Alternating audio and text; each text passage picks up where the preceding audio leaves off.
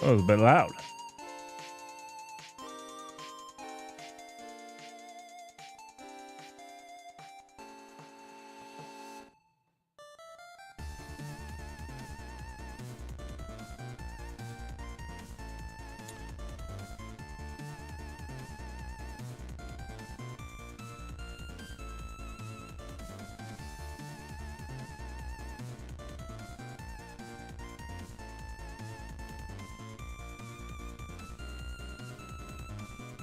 How's everyone doing?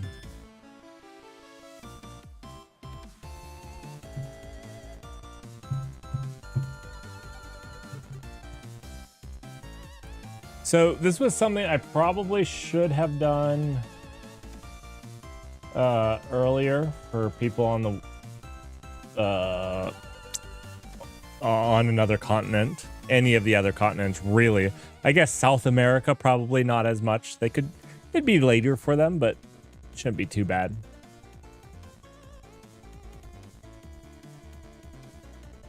I should have tried to do it earlier, but it would not have worked. Would not have worked. Lots of work on the house is being done. And between that and work is all consuming.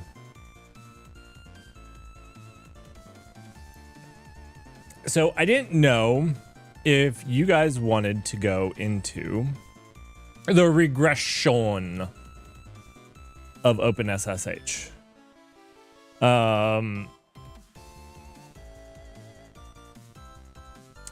It's very interesting to me. So what I want to do is two things. First, I want to talk about it because you guys need to know about it and you need to make sure that you're safe. Now, most of this I would say is like a defense in depth. If you have defense in depth, you're probably fine anyways. But you need to make sure that your systems are safe. Yeah. Okay. And then the other thing that I would like to do, if you guys wanted to, is there's actually a really good in-depth write-up on what happened, how they found it, which I started reading and I was like, this is a fantastic write-up, and I kind of want to read and go over more of these and learn from, quite honestly, much more brilliant than myself people. Which is what I figured that out like halfway into this. So I didn't know if you guys wanted to do that tonight. I'll give just a little bit more time before we jump into the regression. 2024 6387.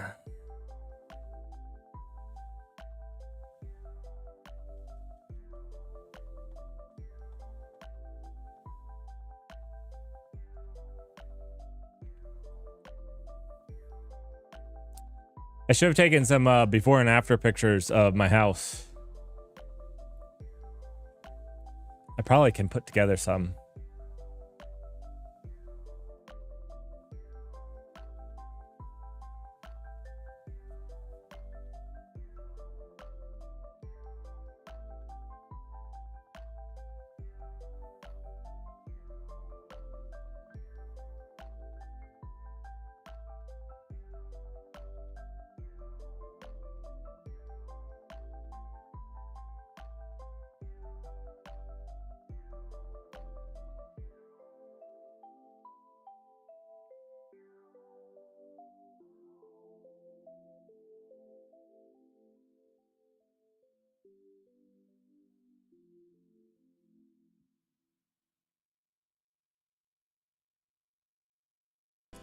My neighbor was just asking if I was coming back to get my laundry that I washed at her house, but I had already.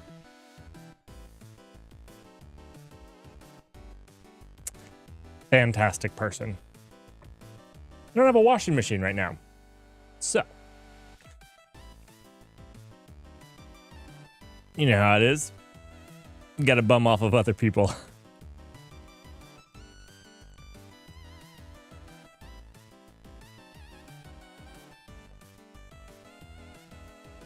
All right, well, let's get into it. we will start this up.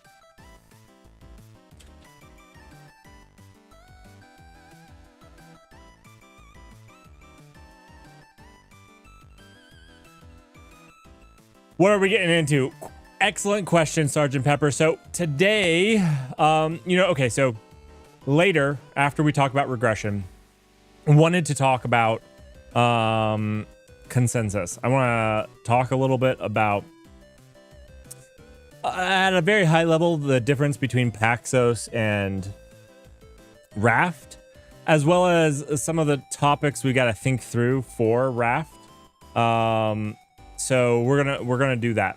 But before we did that, I wanted to have a little quick emergency news section.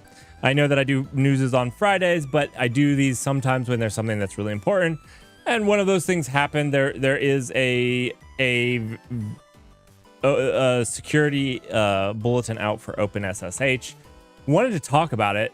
If people are interested, I also want to go through their write-up, because I started reading through it and I was like, this is actually really cool. So I didn't know if you guys would like to do that, because if you do, I would like to do it with you. If you guys don't, we'll just then skip right on to the consensus stuff. We might also deploy a new version of my Twitch alerts if we have time. It is election season. Oh gosh. Oh gosh. That's fantastic. I hadn't even thought about that. It is election season, so we've got to learn how to get. We should make a. I kind of want to make a meme concession. I want to kind of make a meme consensus protocol now that's based off of electoral votes. Can we do it? It doesn't have to be good or efficient or anything like that. And it can be convoluted. Maybe even better if it is super convoluted. Can we make the electoral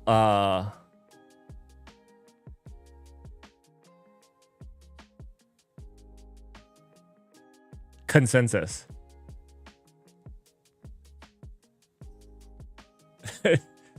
But it has to actually work, Sergeant Pepper, right? Right? So like we can't do something like we have to come to consensus. Right?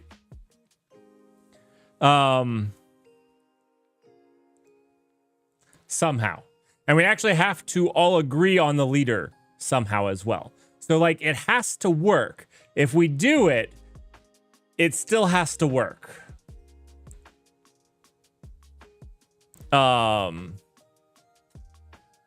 Like that would be the like one requirement.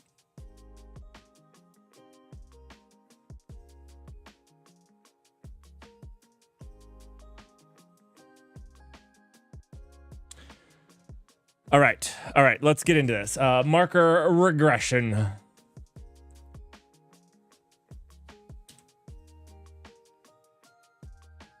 right, welcome everyone. We're doing an emergency news section because there is a important security vulnerability that you should know about. We're going to cover the vulnerability really quickly, what you can do right now, what you can do today, and then we're going to move on and dig a little bit deeper into what actually happened and how they found out about this, and see what we can't learn ourselves. All right, let's jump into it. So, regression. Let me turn the music off. There we go. There we go. Music off. Regression. A remote, unauthenticated code execution vulnerability in OpenSSH server. Now, a surprising thing that I saw with this was it was only an 8.7. Remote code execution, 8.7. And I have a theory as to why it got what I consider a low score. But yeah, remote code execution, kind of something that's super scary because they can execute arbitrary code with elevated privileges on your machine. So let's jump into it. So basically, the reason it's called regression is this is actually something that was solved back in 2006 was the first time there was this error that caused this issue, and it was actually solved back then. And it came back by a bad code code commit. Now, that being said, we're not pointing fingers at anybody, because when you get into this, you're going to see just how brilliant the people that are working on OpenSSH have to be. And I say that because, my goodness, there's no way I would never have caught this as well. Now, the thing is, and the reason I titled this that patching will make you vulnerable, is there's certain, like, I will pull up, actually, let's pull that up right now. What is this called? Let me copy and paste this.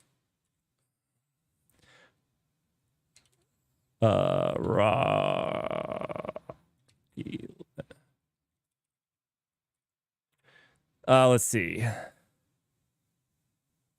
Okay, so the reason I say that is, like, if you're on Rocky Linux 8 or you're on Rocky Linux 7, both of those actually don't have the vulnerability, because they're before the actual issue happened. And Rocky Linux 9, if you were to update to Rocky Linux 9 right now, it didn't have it as of July 2nd. Now, they were working on it with Red Hat. I'm sure that they'll have a patch either by the time you see this video or by tomorrow morning, easy enough.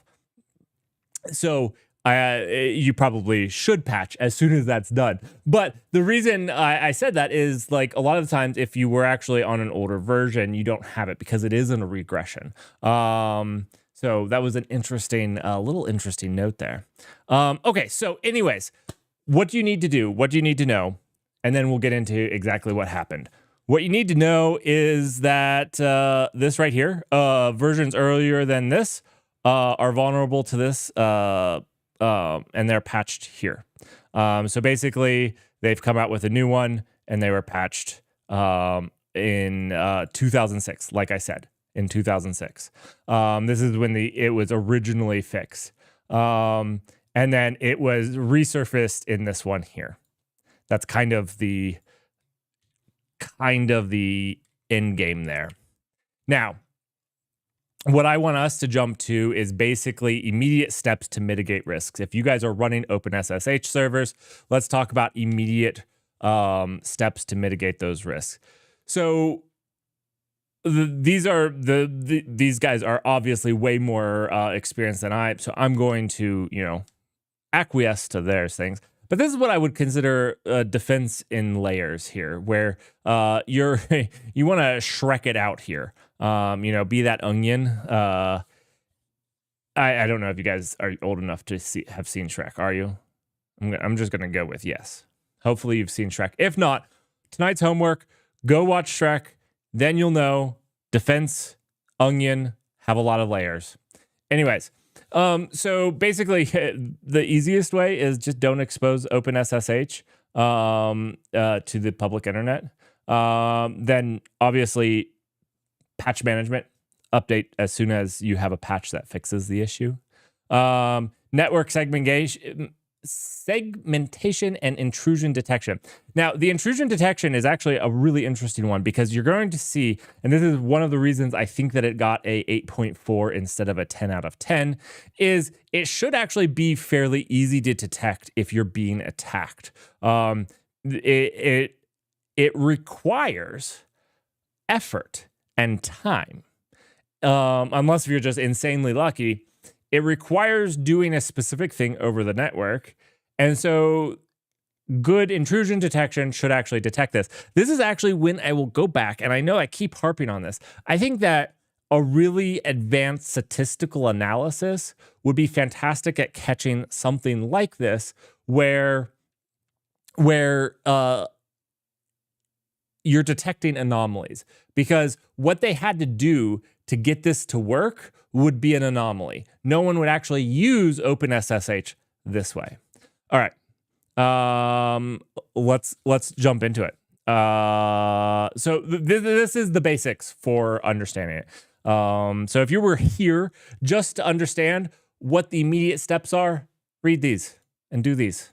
Talk to your security expert. I'm not a security expert. I keep learning every single day. I learn more on the security side. It's interesting, but yeah. What's up, Apollo? All right. So let's get into the write-up. This is actually pretty long. I haven't gotten through the whole thing, but I was pretty excited about it because I actually think I could learn more from these than I generally give them credit. A lot of times I skim over them, and I was digging into this one more. And yeah, I was learning stuff from it. So I actually learned new words based off of this write-up itself. So if that there is things in the Linux kernel I didn't know were words, and maybe I shouldn't have admitted that. But anyways, let's get into it. OpenSSH is one of the most secure software in the world. This vulnerability is one slip up in an otherwise near flawless implementation. It's a defense in depth. Design and code are a model and an inspiration, and we thank OpenSSH developers for their exemplary work. Really cool. These people are giving them a shout out for doing good work. We discovered a vulnerability. They're not bashing OpenSSH, which is awesome. They do good work. We discovered a vulnerability, a signal handler race condition in OpenSSH server, SSHD. If a client does not authenticate within the login grace time seconds, 120 by default, 600 in old OpenSSH versions, then SSD SigAlarm handler is called asynchronously. But this signal handler calls various functions that are not async signal safe. I didn't know what this meant. This was one of those things we had to look up. And if you guys don't know what it is, leave a comment if you're watching this on YouTube, or let me know here live if you're here live with me. And we'll actually do a video on this maybe on Saturday, because I also did not know what async signal safe was and meant to the Linux kernel until earlier today. For example, syslog. These race conditions affect SSD in its default configuration. It's specifically in the default configuration. We'll get into it a little bit later. But the reason is this is a timing attack, and it requires understanding the timing.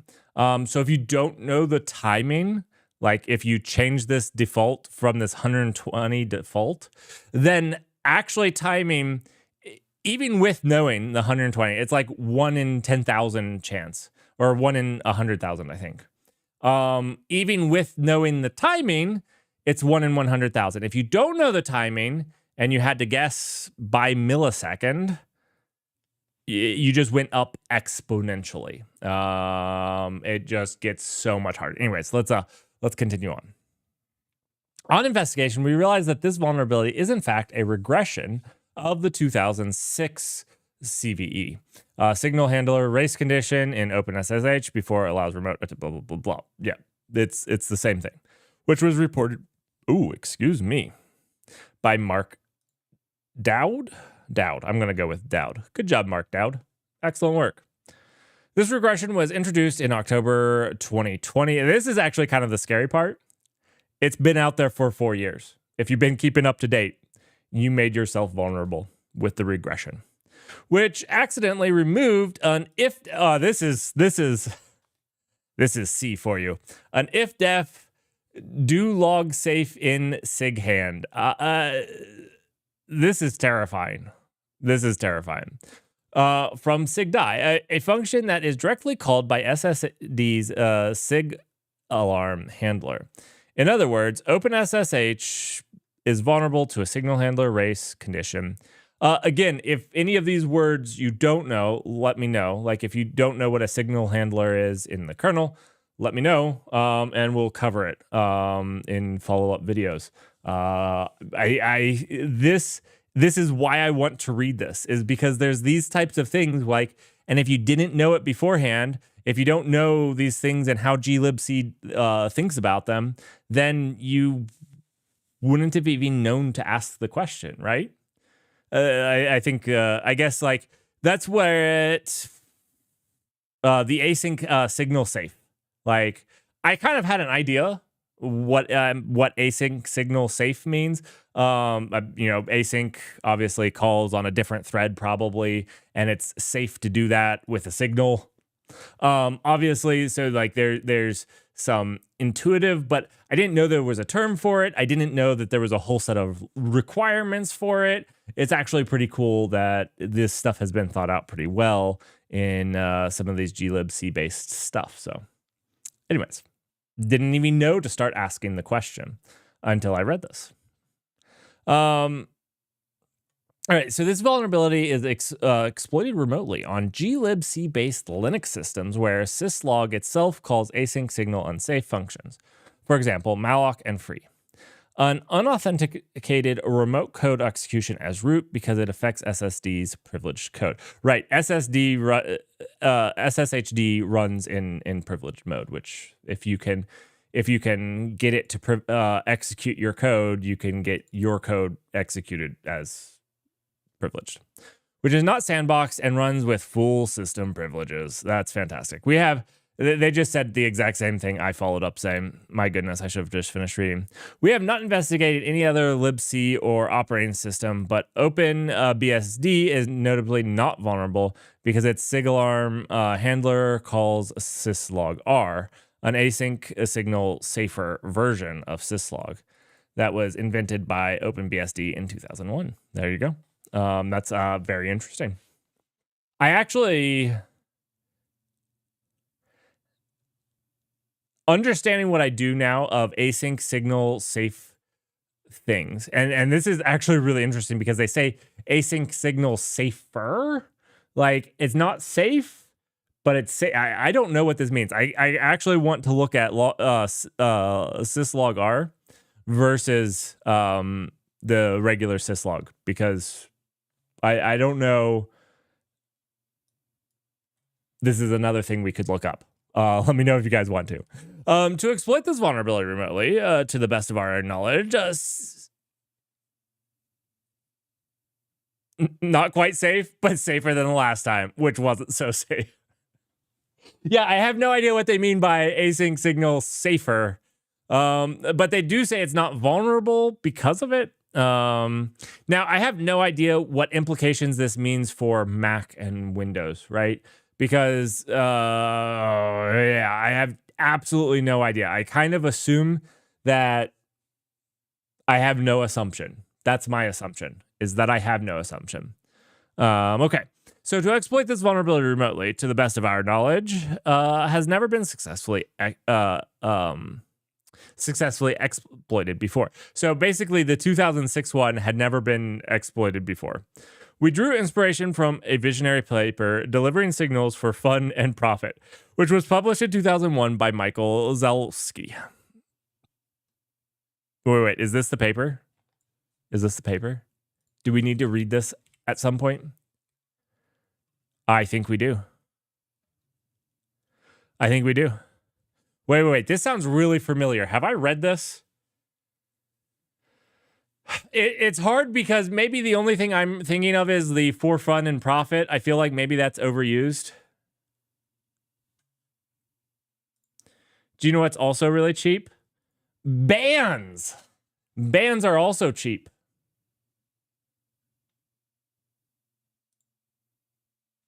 Sorry, back to business. It actually literally costs me nothing. It's free. Free. Nothing better than free. You know, cheap to me has cost. Banning's free. I get to take some of my time, but all right. Well, I'll have to actually start reading this to see if I've read this before. It sounds awfully familiar, but all right, let's get back into it. Nevertheless, we immediately faced three major problems. From a theoretical point of view, we must find a useful code path that, if interrupted at the right time by SIGAlarm, leaves SSD in an inconsistent state, and we must then exploit this inconsistent state inside of the SIGAlarm handler. So this is actually the really, really cool part, is basically what they're doing is interrupting a handler based off of this inappropriate use of a non-async signal safe function that's being called inside of a signal handler. And basically their goal is they have to somehow, and this is the really cool part where we can learn a whole lot, they have to basically set up OpenSSH to execute the code that they want and then hit the right thing to interrupt it inappropriately. Where the stack in SSH, at least this is what I'm reading so far, the stack in SSH is set up in so that their code gets executed because of the inappropriate interruption. Interruptions are so inappropriate, children. Let me tell you, just don't do it. Just don't do it. All right. From a practical point of view, we must find a way to reach this useful code path in SSHD and maximize our chances of interrupting it at the right time. From a timing point of view, we must find a way to further increase our chances of interrupting this useful code path at the right time remotely. All right, yeah, so they're saying over the network. When I read remotely here, over the network. To focus on these three problems without having to immediately fight against all modern operating system protections, in particular ASLR and NIX, we decided to exploit old OpenSSH versions first. Okay, cool. So basically, they're trying on older systems. I'm guessing with the 2006 version. Yeah, with the 2.0 that had the old one first. This is the first Debian version that had a privilege separation enabled by default and is patched against all the critical environment. Okay, so this is actually a really, really cool take, and I think for two reasons. One, hopefully by the end of this, we'll understand better if modern OS protections have mitigated some of these by default. I don't know if I've not read the whole thing. So like that's like maybe one of the bigger things is like, you know, like they were saying with FreeBSD. Obviously, FreeBSD gets a pass because they don't use the same syslog. But you know, maybe there's something else in modern Linux that would prevent this. That would be really cool. All right. To remotely exploit this version, we interrupt a call to free with SIGAlarm inside SSHD's public key parsing code. Leave the heap in an inconsistent state and exploit this inconsistent state during another call to free inside of the SIGAlarm handler. All right. So basically, wait.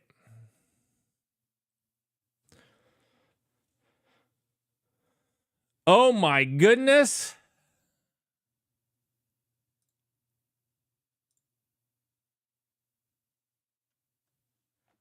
I already have the best viewers.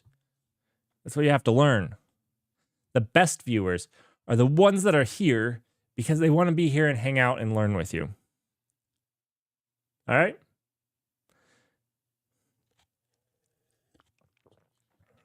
All right. To remotely exploit this version, we interrupt a call to free with SIGAlarm inside of SSHD's public key parsing code. So this is like when you're giving it a public key, okay, and it's parsing that code. Got it.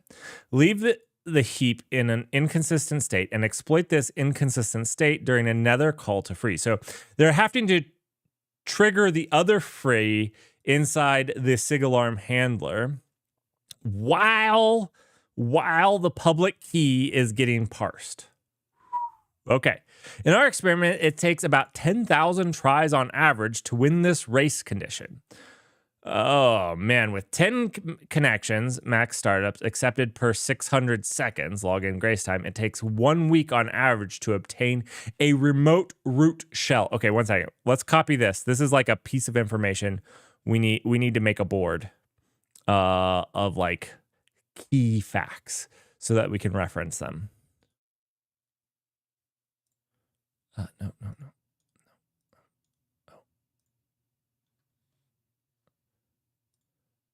All right, key fact 1. This one here. We got it. So I don't know how long this investigation went on. If even just doing this takes a week on average, like how many times did they have to try this? That's a lot. And another interesting thing here is it takes 600 seconds because you can only try, because it's at the end of that 120 grace period. 120-second grace period. This is where I was saying back here. This is where I was saying with the intrusion detection. This should be a really easy pattern to detect and shut down, right? Like it should be really easy in theory.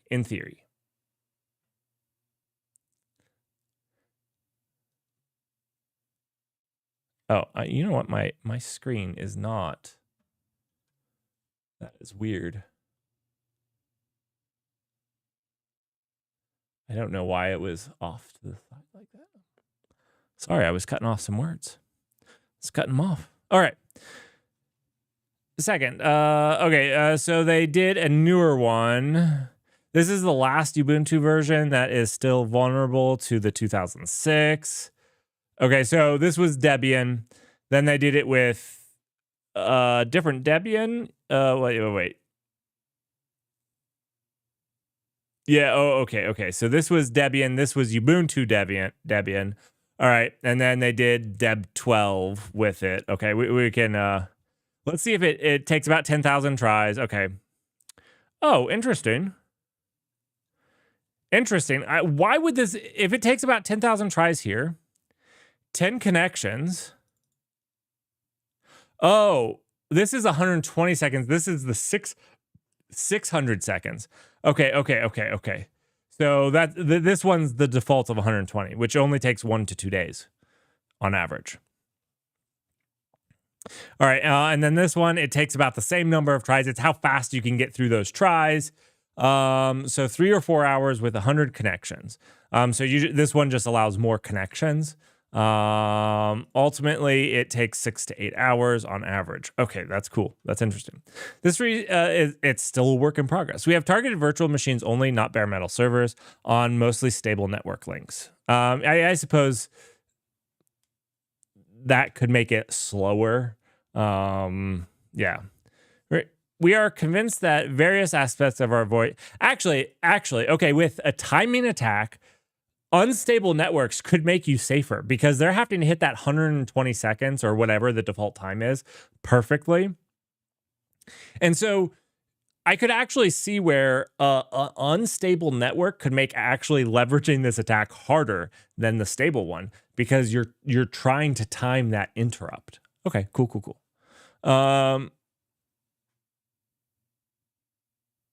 All right, we have convinced that various aspects of our exploits can be greatly improved. We have started to work on an AMD 64 exploit, which is much harder because of the stronger ASLR. Okay. A few days after we started to work on our AMD 64, we noticed the following bug report in OpenSSH public Bugzilla about a deadlock in SSD's SIG alarm handler.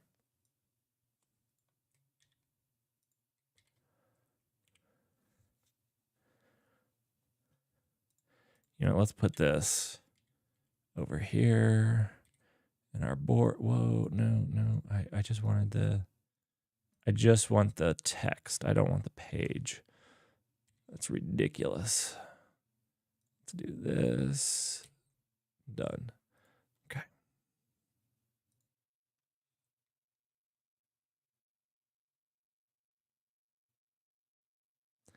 Just hate it when zombies.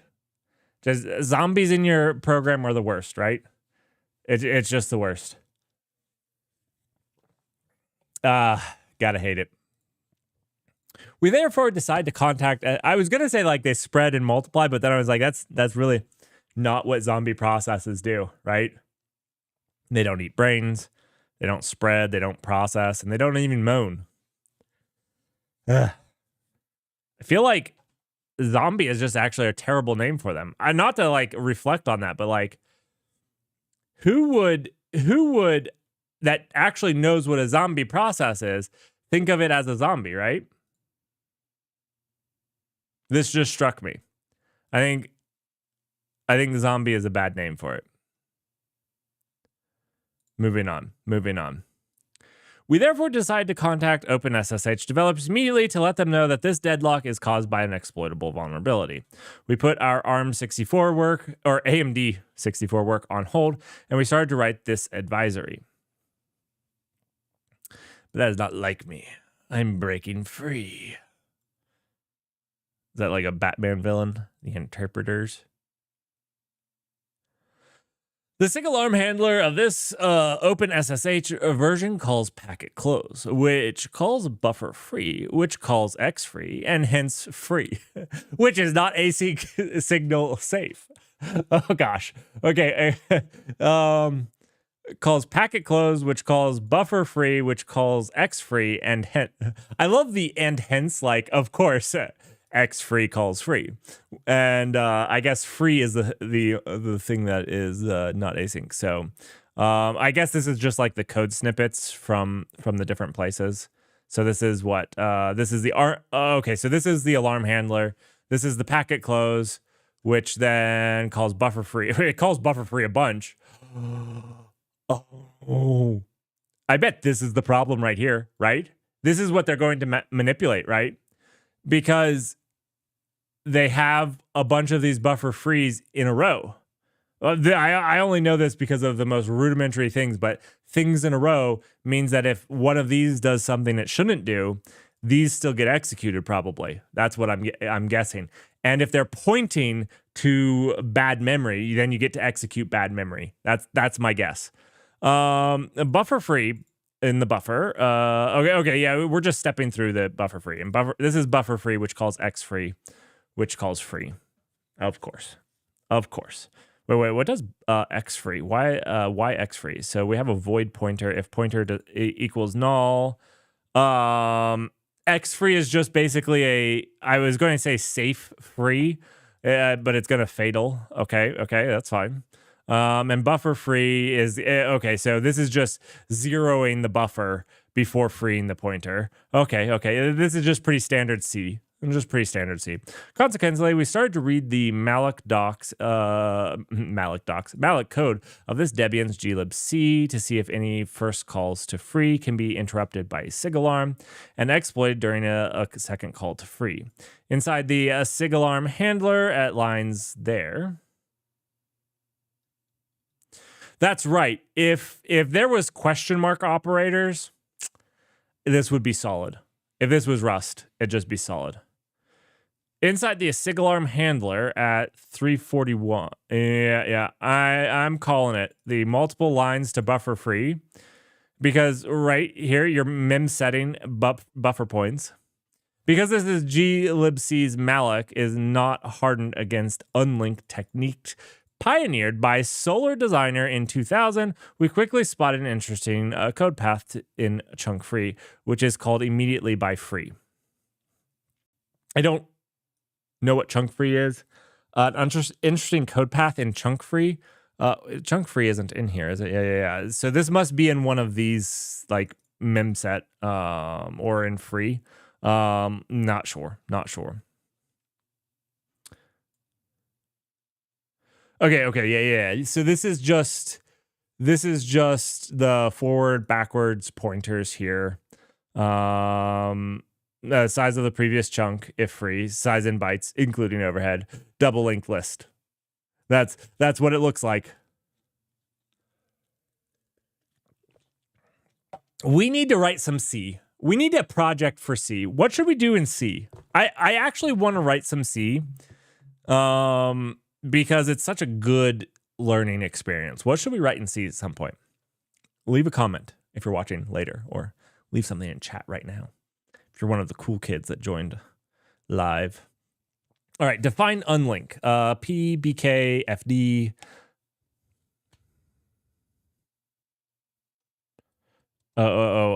One second. Okay. A C to Rust parser. A C to Rust parser in C. Okay, Apollo, you're banned from ideas. Oh, we have an ad that has to play. So we're going to let the ad play. And then we'll get back to this. A C to Rust parser in C. Oh, gosh. You mean like transpile C to Rust? You mean like a C to Rust transpiler, not parser. Ooh, I like. All right, we're running ads on that note. We're running ads on that note.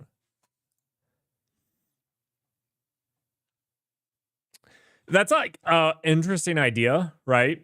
Because what you're saying is, thank you, Future Highway, for wait for subscribing. Did you subscribe? It's not in this list. Did you actually subscribe? Thank you. It's not in my Twitch feed. It was just here, and it was startlingly loud. Startlingly loud.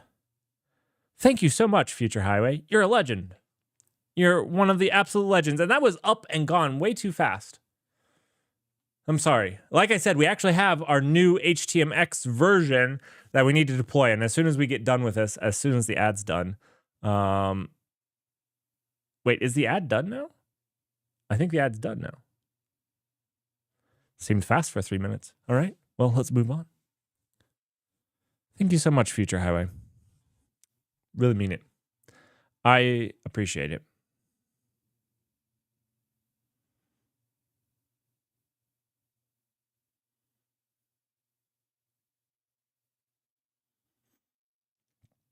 All right, so chunk free. Okay, so this is we quickly spotted an interesting code path in chunk free, which is called internally by free. Okay, so it is called free. I'm sorry. Like I said, chunk free wasn't part of here, but they actually called out that it's called internally by free. So inside of free, these people went deep on this code path. I am super impressed by their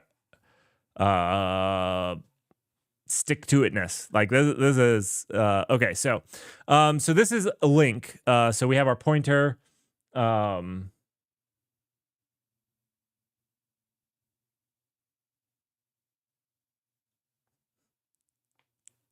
Thank you, Sergeant Pepper. You know what? I don't have an integration for bits yet because that's in the next release that we have to release. That's in the next release. So you did bits too soon. Too soon.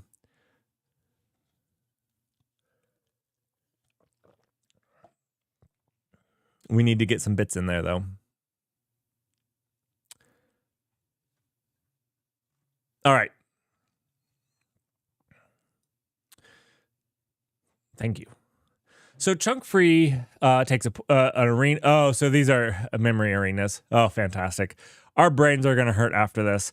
Like I said, I want us to take little pieces of these to remember to do other videos on, because I feel like this would be super overwhelming. And if you're feeling overwhelmed right now, I encourage you to stick around, because I too don't. I've done a lot of programming over my years. I have programmed for a while. And before that, I was a chemical engineer. And before that, I was a saw blade washer. And then before that, I was a lost child at a college. And before that, I was just a lost child. So I don't know where I was going with that rant. I don't know why. I'm just saying that you can have a ton of experience, and it's okay to say you don't know, and some of these things are confusing. I've only been into Linux for a few years now, and some of this I think is glibc, some of this is Linux, some of this is, I don't know. We'll have to learn. So if you're feeling a little lost, don't worry. I want you guys to talk about things that you specifically didn't understand, so that we can maybe not cover it today, but in the future dig into some of those things and learn them and understand what they're talking about.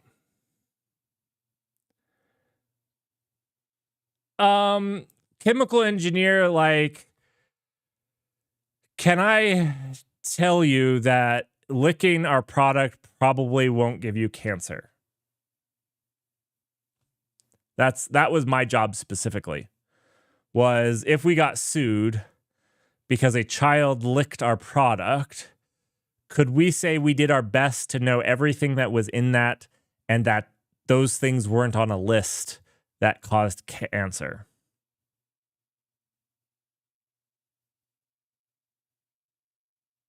And then I also had to test all the parts. That was part of the due diligence, was doing some tests to make sure that they were what the supplier was giving us.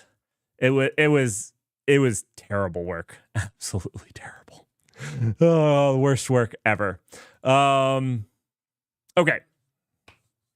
Let's get back to this. I forget. We were looking at chunk free. We saw this, pioneered by this. We quickly spotted an interesting code path in chunk free. It is actually interesting. I like chemistry, I like physics, and I like math. And I like all those things. But one thing that I found was the implementation of the jobs that you could get without getting your PhD. And I'm not smart enough to have my PhD.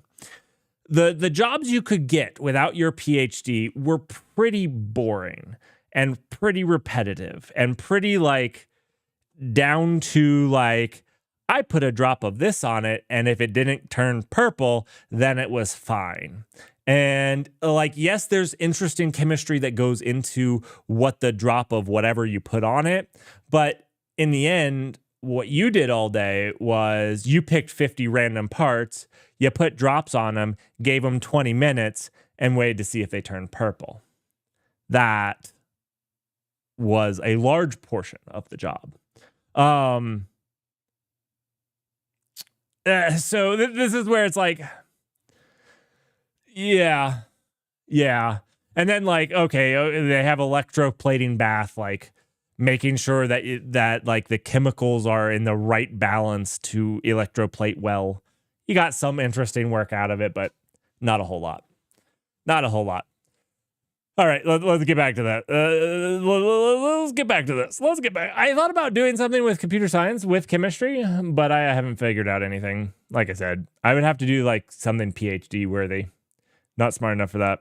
I can barely go under chunk free without making jokes about throwing chunks and how it's freeing. That's all I can think of with chunk free. I did not lick anything either, just so we're clear. I did not need to lick. When I said put drops on something, I was not talking about my saliva. Gross. All right. It's a sea hunk. That's right.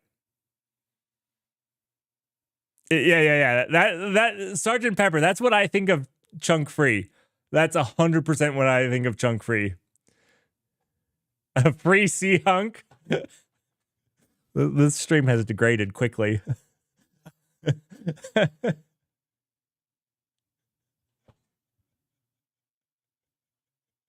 He's a free sea hunk. He's a free sea hunk because his partner left him for rust.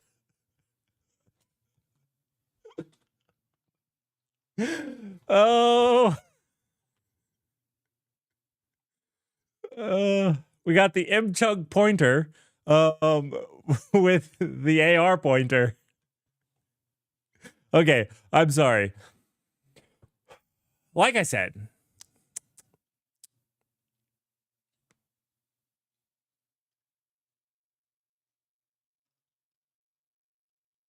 yes.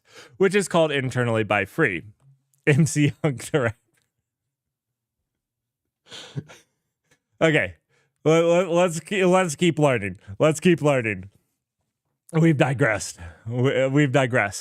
What's the interesting thing that they're calling here? So check this out. We have an unlink. We have a PBKFD. A P BK and FD. So we have our back pointer, our forward pointer, and our pointer. I'm assuming that's what that is. Is our pointer. This is our pointer, this is our back pointer, and this is our forward pointer. And back, forward. So this is our next. Okay, so this is our next, back and forward. And you can see that our back is getting set to our next is back. And then our forward is getting set to the next forward. Our forward back is getting set to back. and our back forward is getting set to forward. Okay. So that is what the unlink is doing, which would basically it's basically orphaning off that data as you go. You're unlinking it, you're unchaining it as you go. So this makes sense. To exploit this code path, we arrange for SSHD's heap to have the following layout. Chunk X. I told you they were going to pack the stack, right? That's what they're doing. They're packing the stack to execute the code they want to have executed. The following, I'm sorry, I'm getting excited because these people are brilliant. Chunk X, Chunk Y, and Chunk Z are malloc-aided.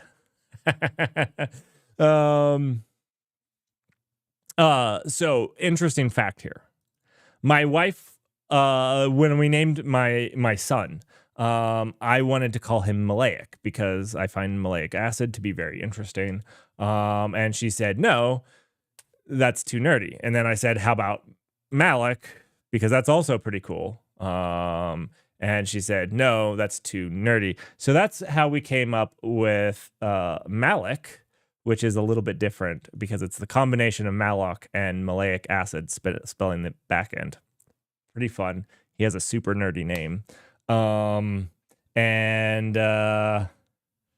There you go. There you go. Naming is hard. My children have suffered for it. Chunks of memory and P, S, F, and B are their... I lost the plot here. We're going back. To exploit this code path, we arrange for SSHD's heap to have the following layout. Chunk X, Chunk Y, and Chunk Z are malloc-aided chunks of memory, and P, S, F, B are their previous size, front and forwards and backwards fields. Oh, okay. So these are, this is Chunk X, and this is their previous size, forward and backwards. Okay.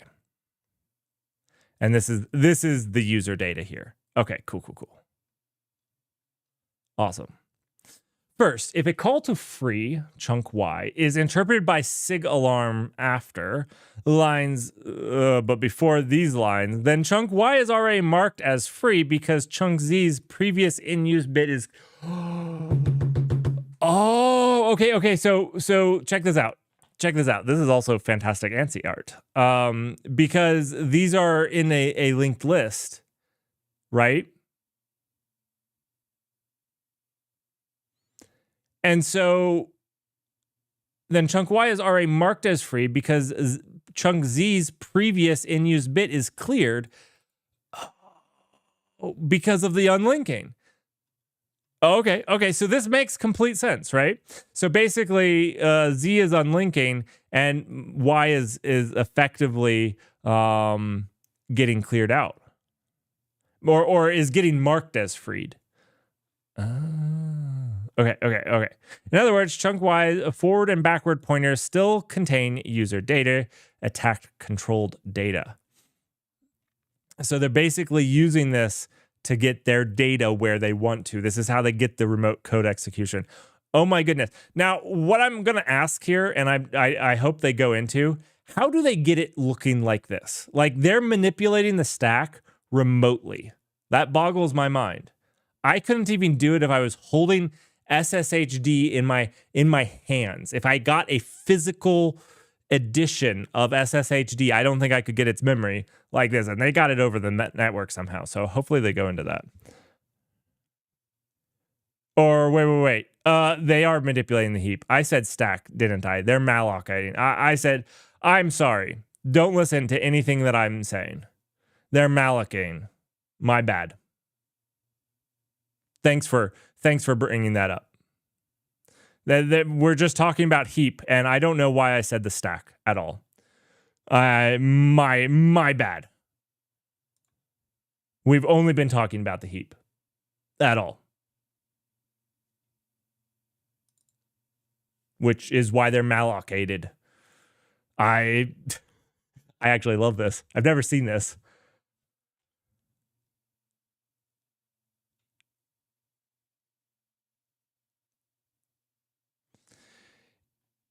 We're getting there, .rob. Hopefully we get it explained a little bit.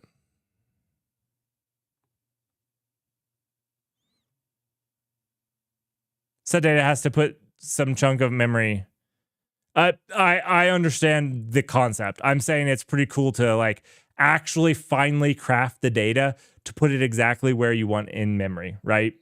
Like I barely can get Rust to not complain that I haven't leaked memory somehow, and they're finally crafting data over the network. I was trying to be bombastic for making it fun. I get the theory on how they do it.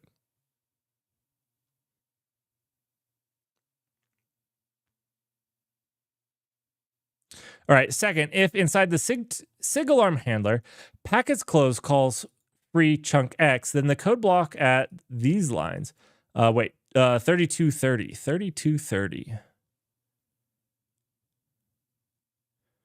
There isn't a 3230. Oh, wait, 3230.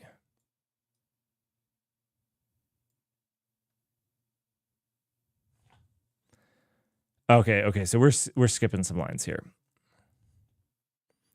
Is entered because chunk wide is marked as free and chunk Y is unlinked at lines.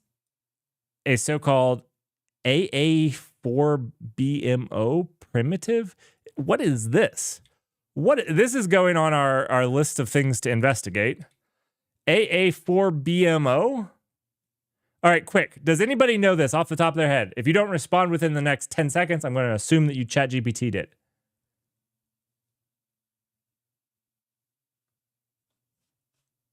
It says it right after it. I saw. I still don't know what it means. Almost arbitrary 4-byte mirrored overwrite.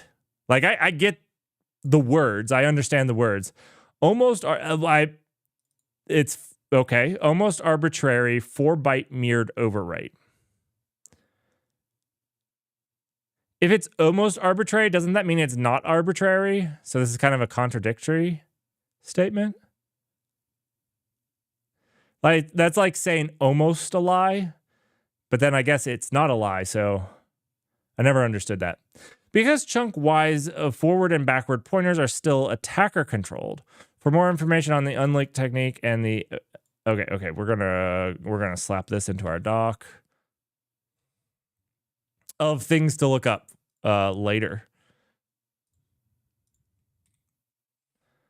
Cool. With this A4BMO, that's what we're going to call it.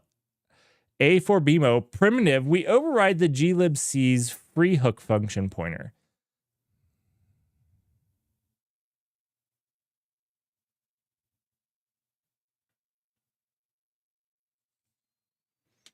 Okay, so basically ASLR and NX are going to keep this from happening.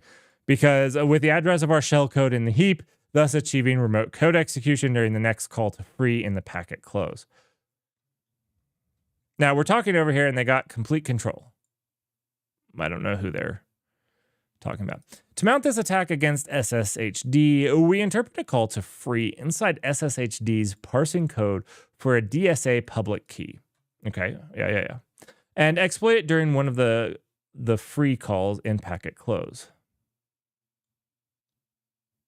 Initially, however, we were never able to win this race condition, i.e. we interrupt the free call at line 144 at the right time. So basically, initially they're saying they were never able to interrupt this at the exact right time. That makes sense. Eventually, we realized that we could greatly improve our chances of winning this race. The DSA public key parsing code allows us to call free 4 times at these lines. And furthermore, SSHD allows us to attempt 6 user authentications. If any one of those 24 calls, so 6 times 4, free calls is interrupted at the right time, then they'll later achieve remote code execution inside. So basically, they're just blasting the server with more calls instead of doing it one at a time. With this improvement, we finally won the race condition after roughly one month.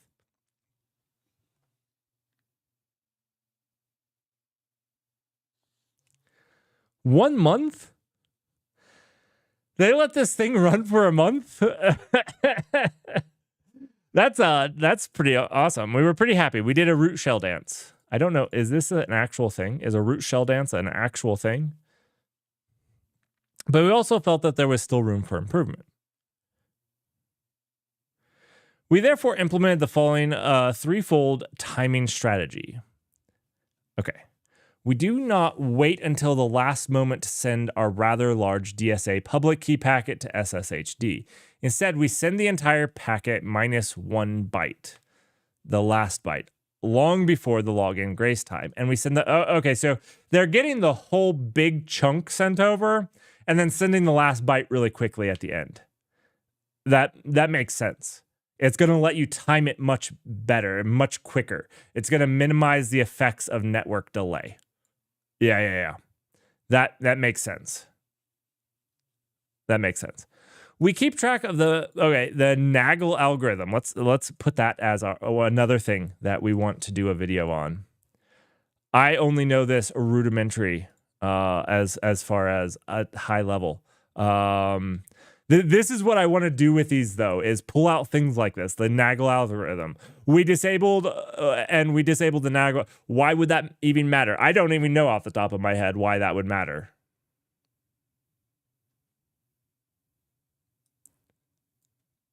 And that's why we should, this is why I was so excited to read this. I was like, it exposes you to a lot of things to get you starting to ask questions. That's what I was excited about. To you, the timing attack for such a small window seemed much crazier than the actual heap manipulation. Nagel may change the latency delay between packets, thus makes it harder to predict when to send the last byte. Okay, that makes sense. But we still should learn about it better. We still put it on here.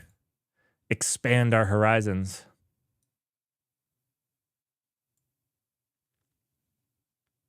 Why does it change the latency delay? Like, why is it doing that? We can get into that. That's not here. Not now. We'll get into that, though. And we keep track of the difference between the moment we are expecting our connection to be closed and SSHD. So basically, when they send it, they have that 120 seconds that we were talking about for most of them. And the moment our connection is really closed by SSHD, and accordingly adjust our timing, i.e. the moment we send the last byte of our DSA packet. These time differences allow us to track clock skews and network delays, which show predictable patterns over time. We experiment with linear and spline regressions, but in the end, nothing worked better than simply reusing the most recent measurement. Possibly deep learning might yield even better results. This is left an exercise for an interested reader. Are we an interested reader? I don't know. This is a fantastic write-up. More importantly, we further increased our chances of winning this race condition by slowly adjusting our timing through involuntary feedback from SSHD. If we received this response to our DSA public key packet, then we sent it too early, SSHD. So basically, they're just leveraging what they get back to adjust their timing of when to send that, when to, at that instance. Okay. If we cannot even send the last byte of our DSA packet, then we waited too long. If we sent the last byte of our DSA packet and received no response before SSHD closes our connection, then our timing was reasonably accurate. So they want to keep their times in this. Okay, that's super cool.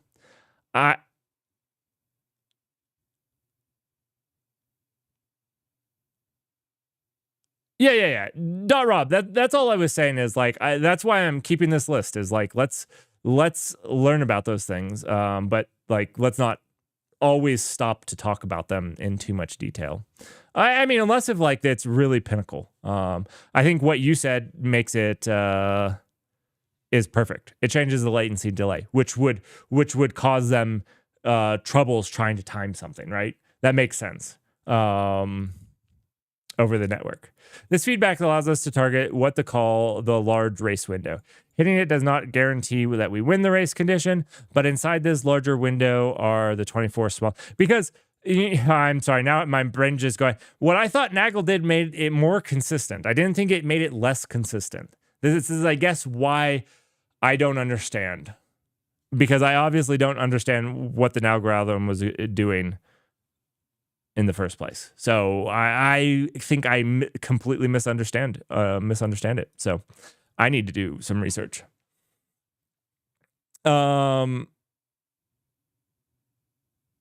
All right, this feedback allows us to target what we call the large race window. Hitting it does not guarantee that we will win the race condition, but inside this large window are the 24 small race windows inside the 24 free calls that, if hit, guarantee that we win the race condition. That it works every time when you actually do it. With these improvements, it takes 10,000 tries on average to win this race condition. Yeah, it takes 1 week on average to remember. And you know what? Like, this sounds like a really long time. But in actuality, if I said that I could hack in reliably, and I'm going to say within a month to any company using SSHD, like, that's actually a pretty big deal. I don't care that it took me a month. And, this is something that you set and forget, right? You just spin it up in AWS or GCP or wherever and move on. Like, this is terrifying. And the reason I said a month is something people don't think about. When they say it takes roughly a week, or on average a week, that means it could take a month. That means it could take the very first try. With these types of things, it could take you 2 years. Like, that's a possibility. It's not likely, but it could, right? So keep that in mind. Like, it could take longer, or it could be instantly. All right. So this is moving to the Ubuntu version. Theory, take 1. The SIGTERM handler of this OpenSSH version does not call packet close anymore. However, this Ubuntu's glibc always takes a mandatory lock when entering the functions of the malloc family. Always takes a mandatory lock when entering the function of the malloc family, even if a single-threaded like SSHD, which prevents us from interrupting a call on one of the malloc functions and later exploiting it during another call to these functions. We must find another solution. So this is really cool. We're stepping through the history of glibc, the different things put in place, and the different ways that they're getting around those things. Amazing. Amazing. 2006 mentions a double free in GSS API, but GSS API, or Kerberos, is not enabled by default, so this does not sound very appealing. On the other hand, PAM is enabled by default, and PAM end is called by SSHD SIGTERM handler, and is, of course, not this comes up again, async signal safe. I wonder if there's a async signal safer version. We therefore searched for a PAM function that, if interrupted by SIGTERM at the right time, would leave.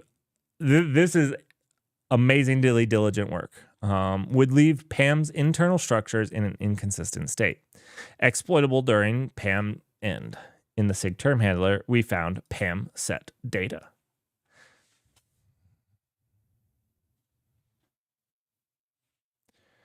All right.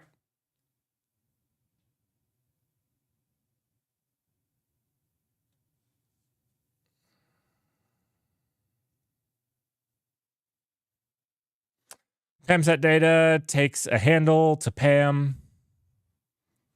The panhandle for you Floridians out there. A void cleanup. Okay, so some function to a cleanup. Okay.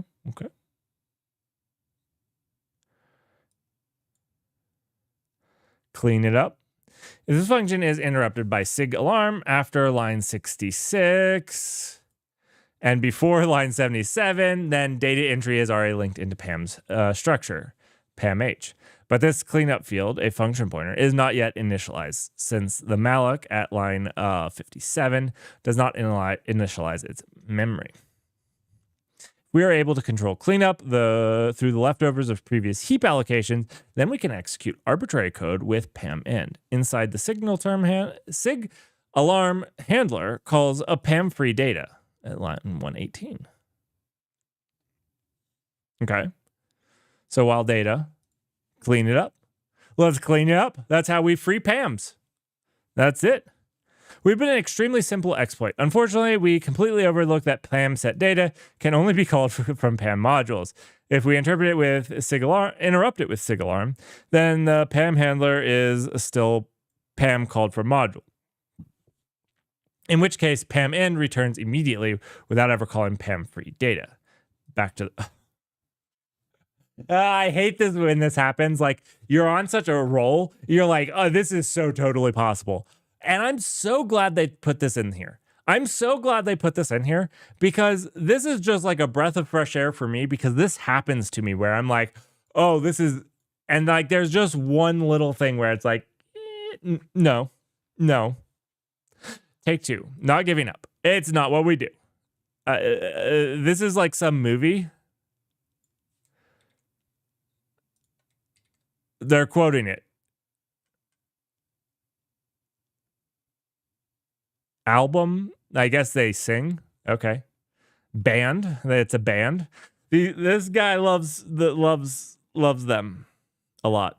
We noticed that at line 601 below, SSHD passes a pointer to its global SSH PAM handler pointer directly to PAM start, which is called once per connection. There's your PAM start per connection. We therefore decide to look into PAM start itself.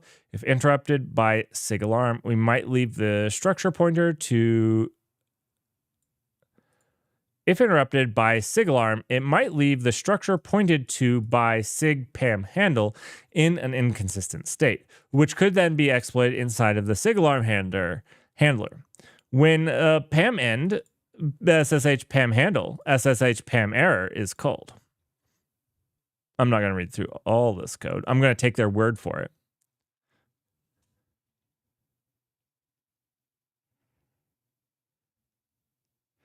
Oh, I said, I mispronounced their name. They're the interrupters. That makes sense. It's not even that they like them. I read it as the interpreters because I'm an idiot. 100% read this as the interpreters all the entire time. But it's the interrupters. It's the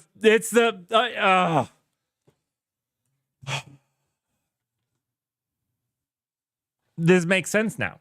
This makes sense. It all makes sense.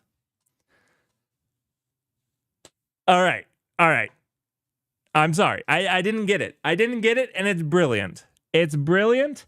They put in so much work to get the right quotes for each of these sections. This person is a storyteller.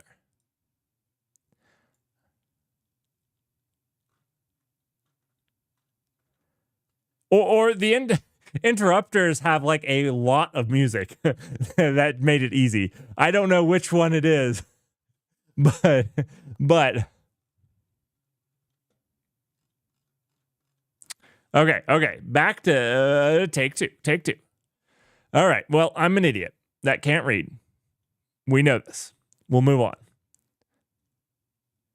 Not the interpreters. Interrupters. All right. We therefore decide to look into PAM start itself.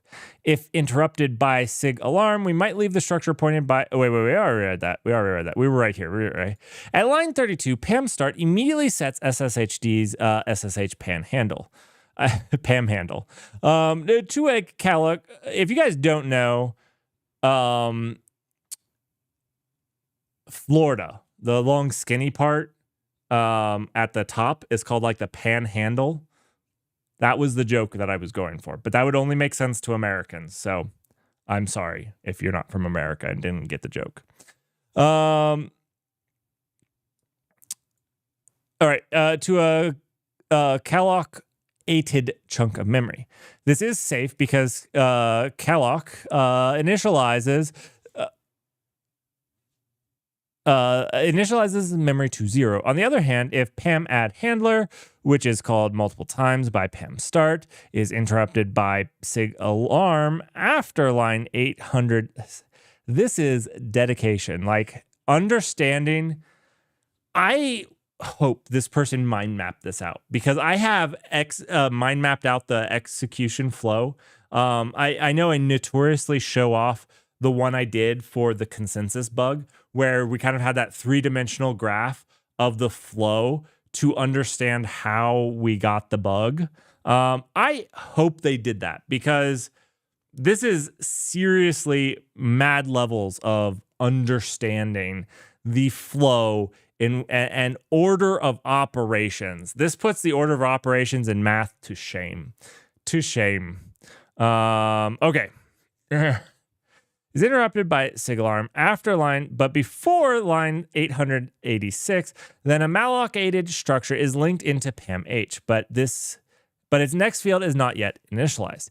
If we are able to control next through leftovers from previous heap allocations, then we can pass an arbitrary pointer to free during the call to PAM end.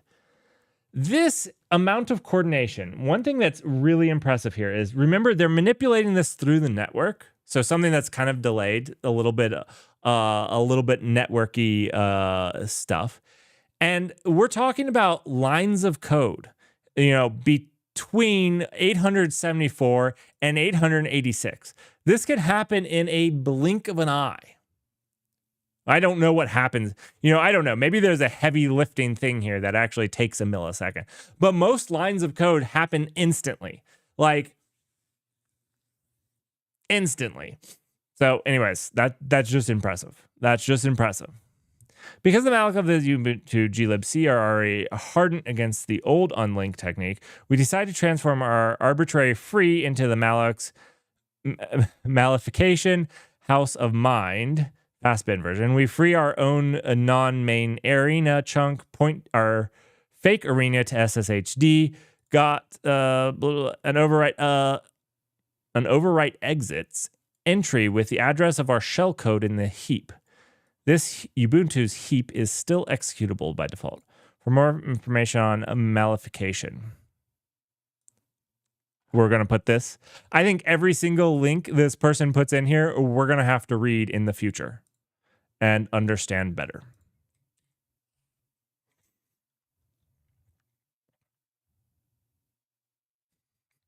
The interrupters. Who would have guessed? To mount this attack against SSHD, we initially faced 3 problems. The house of mind requires us to store the pointer of our fake arena at address here in the heap, but we're not able to store attacker-controlled data in such a high address because SSHD calls PAM start at the very beginning of our user authentication. We do not control anything except the username itself. Luckily, a username of length 128 kilobytes allows us to store our own data at...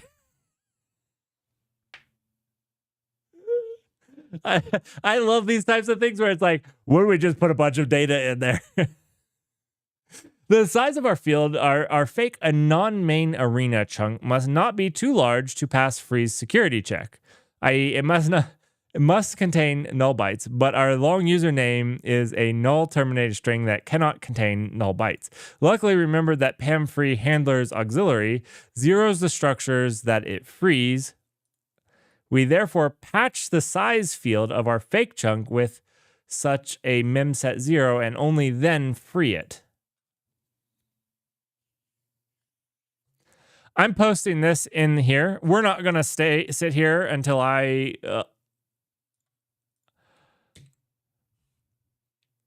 need to think on this. The size field of our fake non-main arena chunk must not be too large to pass freeze security checks.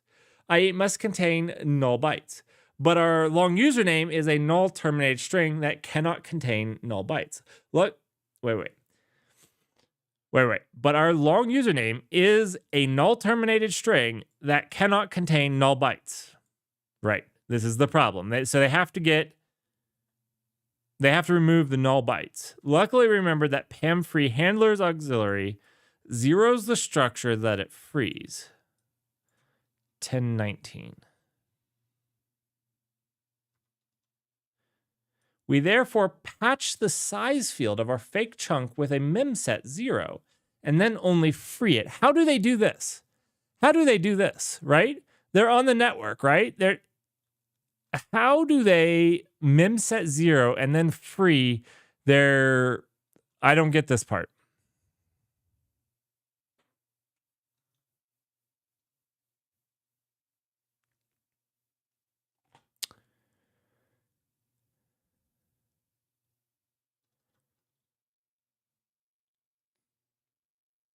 I don't get it.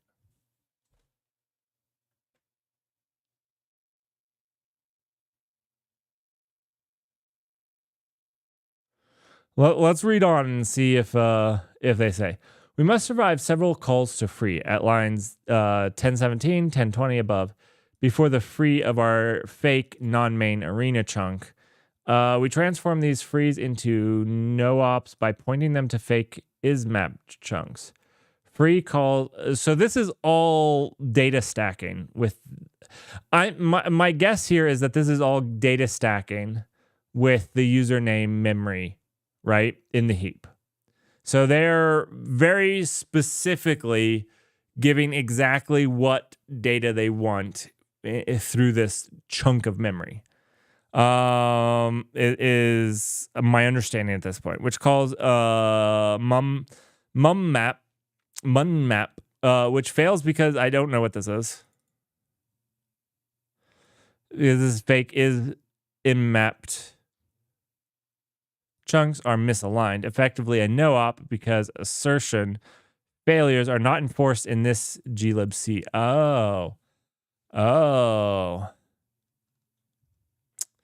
Sure, assertion should be fat. Okay, finally, our long username also allows us to control the potentially uninitialized next field of 20 different structures, the leftovers from temporary copies of our long username, because Pam start calls Pam add handler multiple times. Our large race windows contains 20 small race windows. So basically, they were able to use this to hijack 20 different structures to give them 20 windows instead of just one. That's actually pretty ingenious.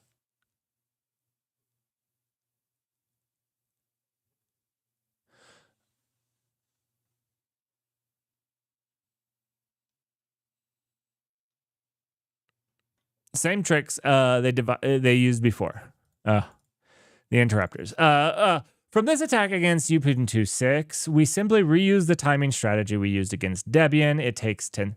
And this is why it took only 1 or 2 days, because we were talking about how that was weird, and that it was so much faster because they got those 20 extra structures, which now makes sense.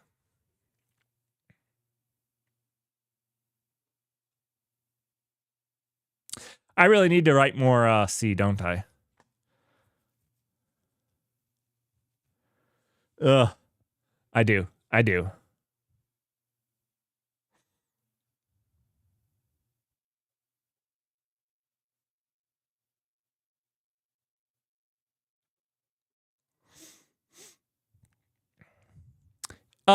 This has the 120-second grace time.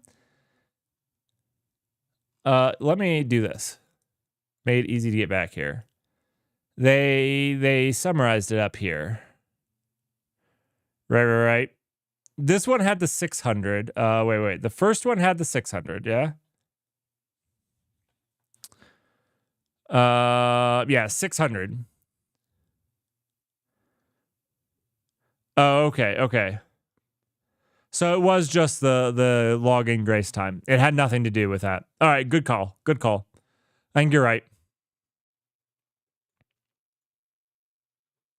I thought that they were saying that they got 20 different structures.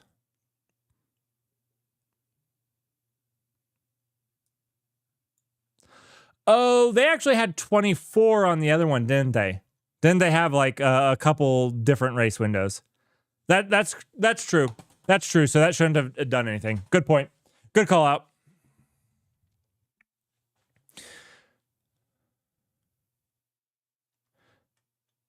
All right. Now you're ready. Take the demons head on. Oh boy. The SIG term handler in this open SSH version. So far we've only been attacking really old stuff, right? This is like really, really old stuff. We haven't even gotten to modern stuff. All of these are old stuff.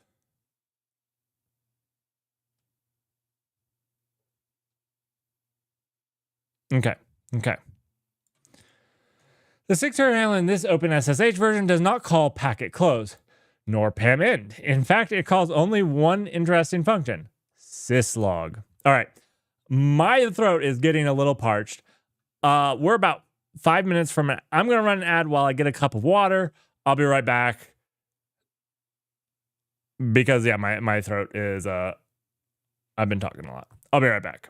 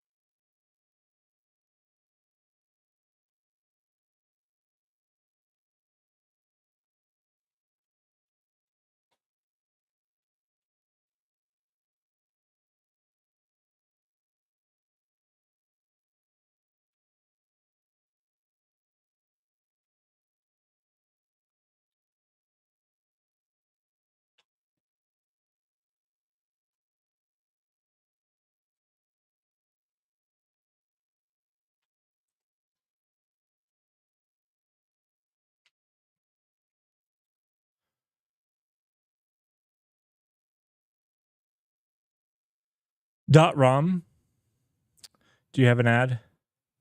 You might.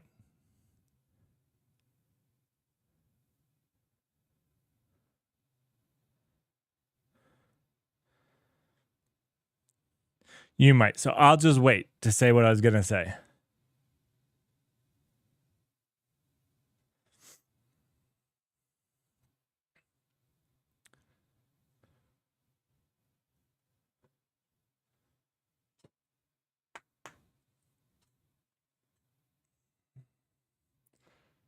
One minute left. 1 minute left.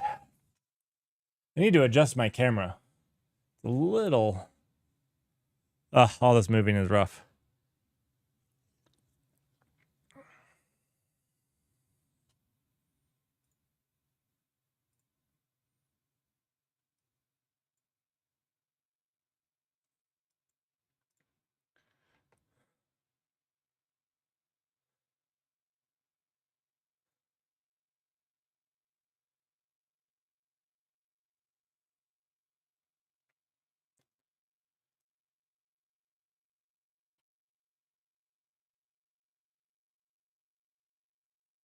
We really need to get the little game during ad breaks. I need to do that. This is the worst.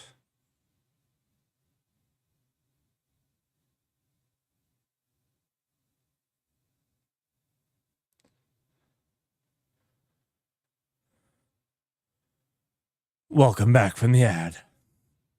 Oh, wait. Now, welcome back from the ad. All right, thanks. Okay, so wanted to talk. Well, first, I wanted to say, .rom, thanks so much for some of your insight in this. Absolutely fantastic. These are things we want to learn more about, and I've appreciated some of the insight that you've been giving. So thank you. If I haven't said it before now. Second, they did state that this was at the very beginning. Let me mark my spot. At the very beginning, they stated that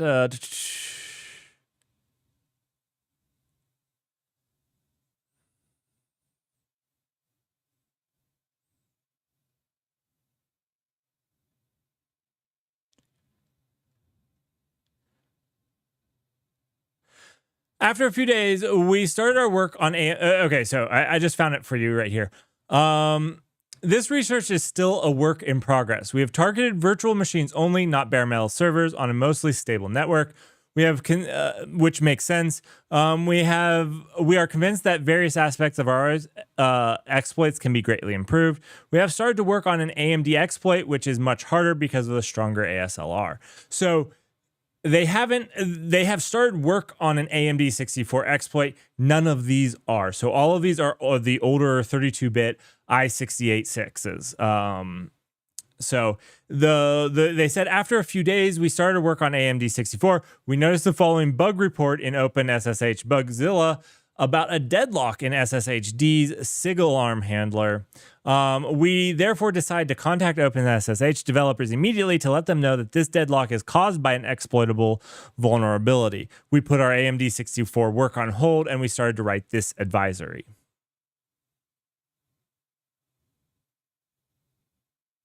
So no, as far as I know, they don't have the AMD 64 work.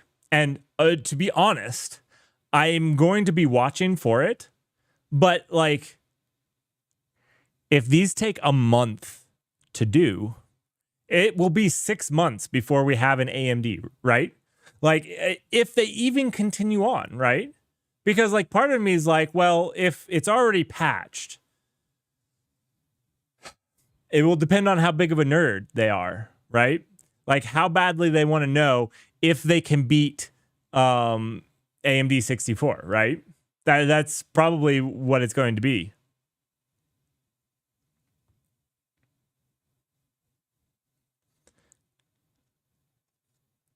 Now, it did get an 8.6. So I think that it got an 8.6 for two reasons. One, maybe it's harder to exploit on AMD 64. Don't know. I mean, I'm assuming it is, but, you know, maybe they find a way to make it not so much harder. The other thing that, the other reason I think that I got an 8.6 is it seems very difficult. If you were doing this over the public internet to try to time it right, it sounds like it would be very difficult to actually time correctly. Sounds like they were in a very, you know, it doesn't sound like they were going over the public internet and had a very stable network connection. So I think that's why I got an 8.6 instead of a 10 out of 10. Those are my guesses. But an 8.6 is still a high enough vulnerability that you should assume that an AMD 64 can be done. At least that's my assumption. All right, so we got syslog. And not syslog R, because syslog R is safer, whatever that means.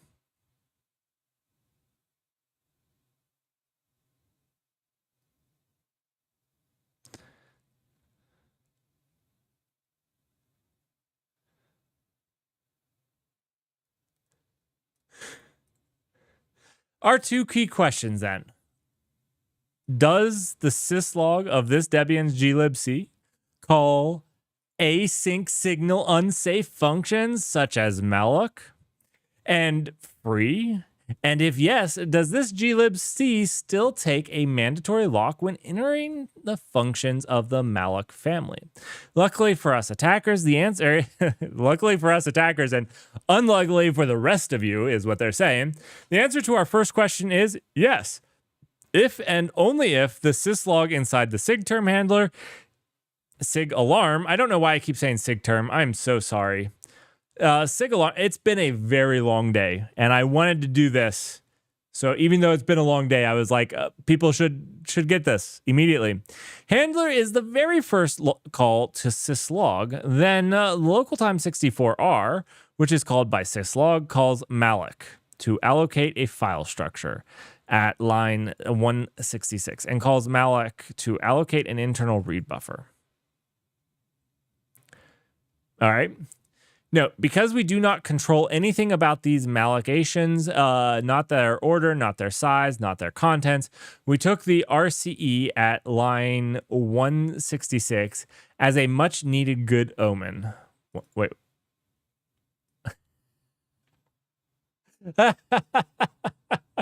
That's hilarious.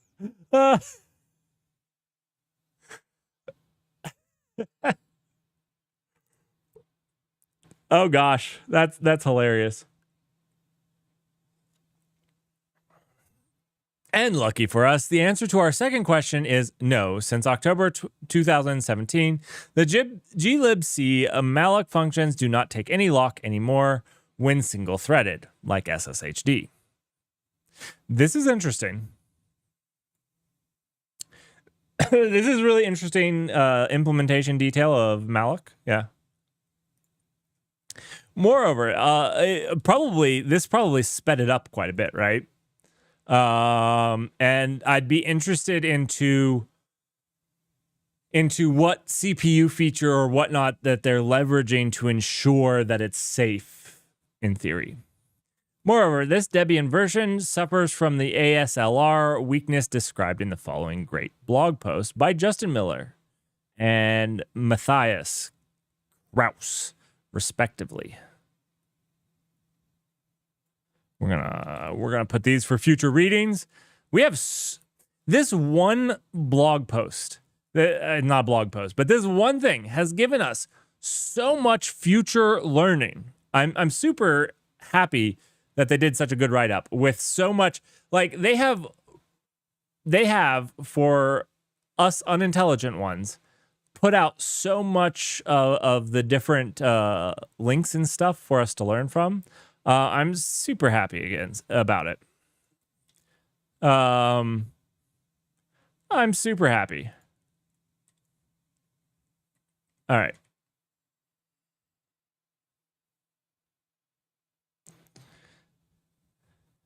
In this case of SSHD on an i38.6, every memory mapping is randomly normalized. SSHD's pi, the heap, most libraries, the stack. But the glibc itself is always mapped either at address here or at address here. In other words, we can correctly guess the glibc address half of the time. A small price to pay for defeating ASLR. In our exploit, we assume that the glibc is mapped to address here because it is slightly more common than here. That's interesting. This statement I find interesting, right?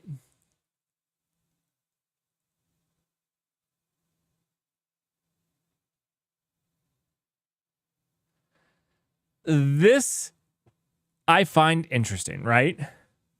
Why? And I know this is just like probably inconsequential, but why can they state this? In our exploit, we assume that glibc is mapped here because it is slightly more common than here. Why is this more common than this? Why is 7.2 million more common than 74 million? And I know it's byte. I get it. It's not that actual number, but I don't know. Now I'm really interested. And they just stated as fact. In our next question, which code path inside glibc malloc function, if interpreted by SIG_alarm at the right time, leave the heap in an inconsistent state, exploitable during one of the malloc calls inside of SIG_alarm handler? We found several interesting and surprising code paths, but the one we chose involves only relative sizes, not absolute addresses, unlike various code paths inside unlinked chunk, for example.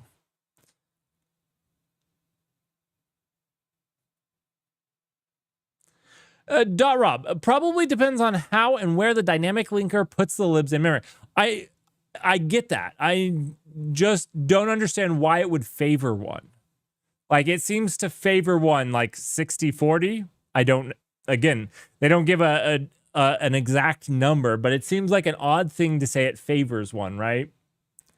Because it must be deterministic that it favors one. But then what type of algorithm is deterministically favoring one for random allocation? Like, that's I guess what my brain goes down. Why? Obviously, these researchers understand it well, and that's cool. This code path inside of malloc splits a large free chunk into two smaller chunks. The first chunk is returned to malloc's caller at line there, and the second chunk, or remainder, is linked into the unsorted list of free chunks at these lines right there. Wait. 4324.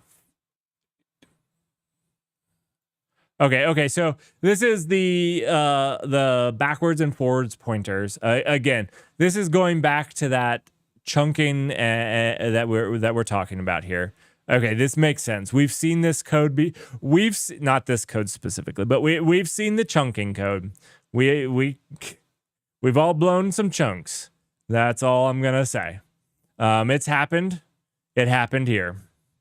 If this code I'm sorry. That was a joke. If this code path is interrupted by a SIG alarm after line 4327, so after we set the remainder to the back pointer here, but before 39, where we're setting the head, okay. So what? 12 lines of code? And if all of these are like just pointer math, they're really fast lines of code. Really fast lines of code. Then the remainder chunk of this split is already linked into an unsorted list of free chunks. But its size field, memchunk size, is not yet initialized. If we're able to control its size field through leftovers from previous heap allocations, then we can make this remainder chunk. We need to do a heap allocation thing. We so need to do this at some point. We can then make this remainder chunk larger and overlap with other heap chunks, and therefore corrupt heap memory when this enlarged. I read that poorly. And therefore corrupt heap memory when this enlarged. Overlapping remainder chunk is eventually malloced and written to... I'm not reading that well. I mean, it makes sense. It was rough for me to read. Our last question then is, given that we do not control anything about malloc calls inside of SIGTERM handler, what can we overwrite in the heap to achieve arbitrary code execution before SSHD calls exit? Validates a file structure in the heap, 166 above, and because file structures have a long history of abuse for arbitrary code execution, we decided to aim our heap corruption at this file structure. This is, however, easier said than done. Our heap corruption is very limited, and file structures have been significantly hardened over the years. Eventually, we devised the following technique, which seems to be specific to the i386 glibc. The AMD 64 glibc does not seem to use vtable offset at all. So this current one only is the i386. Interesting.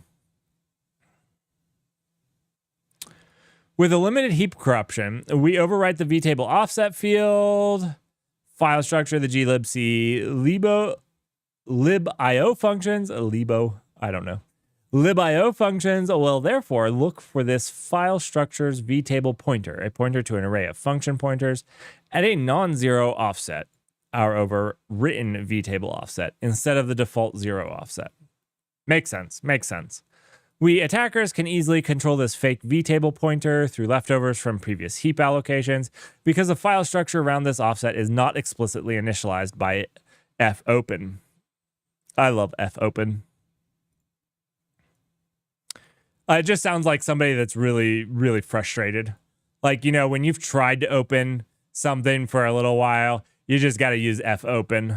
Like, that's why it always makes me smile. I'm such a juvenile sometimes when I'm looking at these things. I'm sorry. Moving on. Making it child-friendly again. To pass the glibc's security checks, our fake vtable pointer must point somewhere to the libio vtables section. We decided to point it to the vtable for a wide character stream. Since we assume that glibc mapped out address this. Okay. So they're going here since they're making this all on the assumption that they're here. So basically, if glibc mapped to the 72 address, then this attack just wouldn't work. Penguin, thank you so much for the follow. Thanks for joining us on this incursion of learning. This is a little dry. I get it. I'm super excited because we actually have a bunch of things that we have to learn about, and we'll do future videos on. I think we've pretty much covered the meat of this thing. But the bigger thing here is this has given us things to just investigate, research, and understand moving forward. So anyways, yeah. In summary, by overwriting a single byte in the vtable offset of the file structure mallocated by fopen, we can call our own FCT function pointer and execute arbitrary code during read unlocked. I wanted it perfect. No wrinkles in it. The interrupters. To mount this attack against SSHD's privileged child, let us first imagine the following heap layout. Oh boy. Oh boy. The X's are barriers, chunks that allow us to make holes in the heap. For example, small memory leak chunks. XXX, large hole, roughly 8 kilobytes. XXX, small hole, another triple X. Shortly before SSHD receives a SIG alarm, we mallocated a 4 kilobyte chunk that splits the large 8 KB hole into small. Wait. Shortly before. Okay, so they're splitting this. They're splitting this larger hole into a smaller chunk, a 4 kilobyte chunk. So they're just splitting this in half. They state these things so simply. How did they get it to mallocate this in the middle? Like, how did they? I know that they did it over the network, but how did they do that? How did they manipulate it over the network to get another? Because basically what they had to do is find some way to trigger another malloc here, right?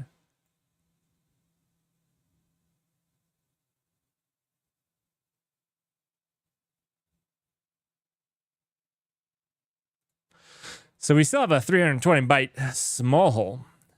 But if this malloc is interrupted by a SIG alarm after this line, but before this line, then the remainder chunk of this split is already linked into the unsorted list of free chunks, but its size field is under our control. Through leftovers from previous heap allocations, this artificially enlarged remainder chunk overlaps with the following, the small hole, this 320 bytes. So basically, when they do this malloc and they interrupt it, they get to write. They get the ability to write how large the chunk is, which then they expand it here. Artificially large remainder chunk. When the SIG alarm handler calls syslog and hence tz file read, fopen mallocates the small hole for its file structure, and freed unlocks mallocates a 4 kilobyte read buffer. Okay, so this is the sequence they used to get those 4 kilobyte read buffers, thereby splitting the enlarged remainder chunk in two.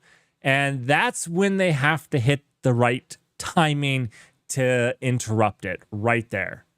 That's amazing.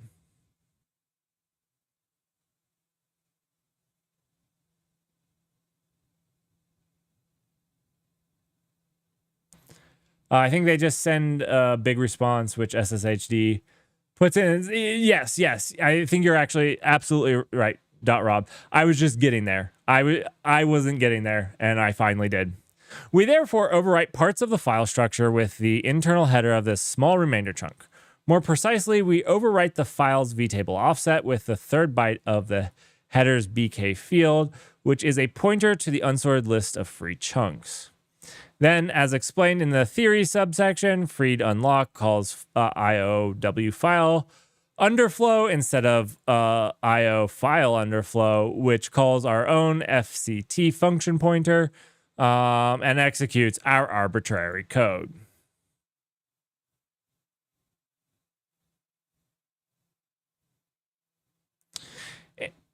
More pressing problem. Indeed, we learned through our work that older OpenSSH versions that we will never win this signal handle race condition if our large race window contains only one small race window. So basically they're saying here is if there's only a single point, we were talking that there's only 8 lines of code. It's like from here to here, from here to the 39. So there's 12 lines of code that they have to interrupt between, right?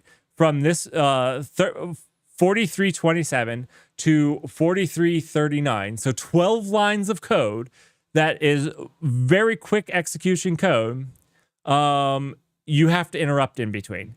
And they're basically saying that while in theory it's possible, it probably would never happen.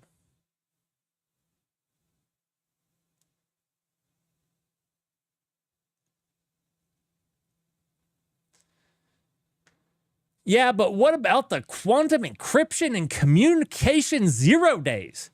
I mean, that's a problem. It's a problem. Well, and this is why, to be honest, why I'm going over this. I think that too often us as developers have pushed off this type of knowledge and thinking because it's hard, it's complicated, and a lot of times we're just generally wanting to get our thing done, making our application. And one of the things as I've grown older is I wish that I paid more attention to this type of stuff myself. Now, like I said, I never started out as a software engineer. I learned through trial and error, and this is one of the things that I'm starting to learn more about and putting more effort into because I think that it's important. Whether it's quantum or not quantum, it doesn't really matter. Quantum will present its own set of issues with how we do encryption. And there's already encryption, quantum safe-ish, safer algorithms out there that you can start leveraging, right? So this is something we can all learn from and try to understand a little bit better. Get better at what we do. Computer science is really actually a science. And yeah, we're learning about it.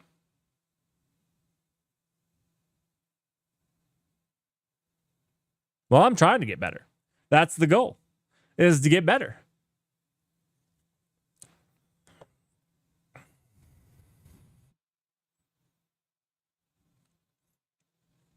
So basically what they're saying here is that, well, in theory, it could happen. In practicality, it won't. If our large race window contains only one small race window, it's just probably not going to happen. Consequently, we implemented the following strategy based on the following heap layout. So it looks like they're just doing it multiple times. The last packet that we send to SSHD shortly before the delivery of SIG alarm forces SSHD to perform the following sequence of mallocs. They just do it multiple times, right?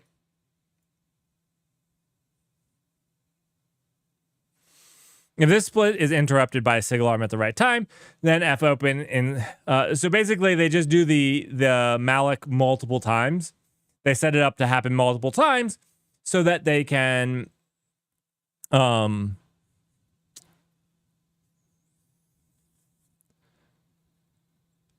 basically try to time it multiple times, right? There's one here, there's one here, maybe there's one here. If not, then we mallocate the small hole one ourselves with the first malloc, and our second malloc splits the large hole 2 into 2.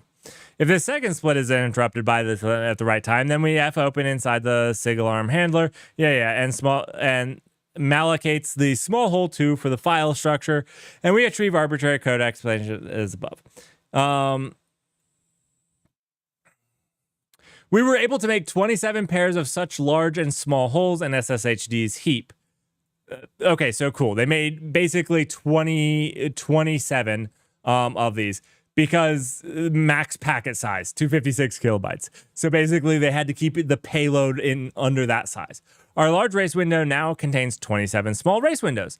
Achieving this complex heap layout is extremely painful and time-consuming, but the two highlights are: we abuse SSHD's public key parsing code to perform arbitrary sequences of malloc and free calls between those lines.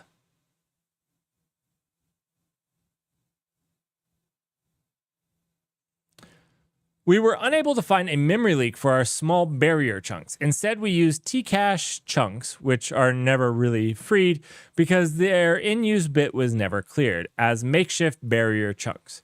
To reliably achieve this heap layout, we send 5 different public key packets to SSHDs. A to B can be sent long before SIG alarm. Most of packet E can also be sent long before SIG term, but its very last byte must be sent at the very last moment. Right. They talked about this where basically because timing is everything, you want the smallest thing so it gets there as quickly as possible. So these are the packets. A A, B, C, D. Okay, so this is the layout of all of the stuff. We mallocate and free a variety of Tcache chunks to ensure that the heap allocation that we do not control end up in these Tcache chunks and do not interfere with our careful heap layout.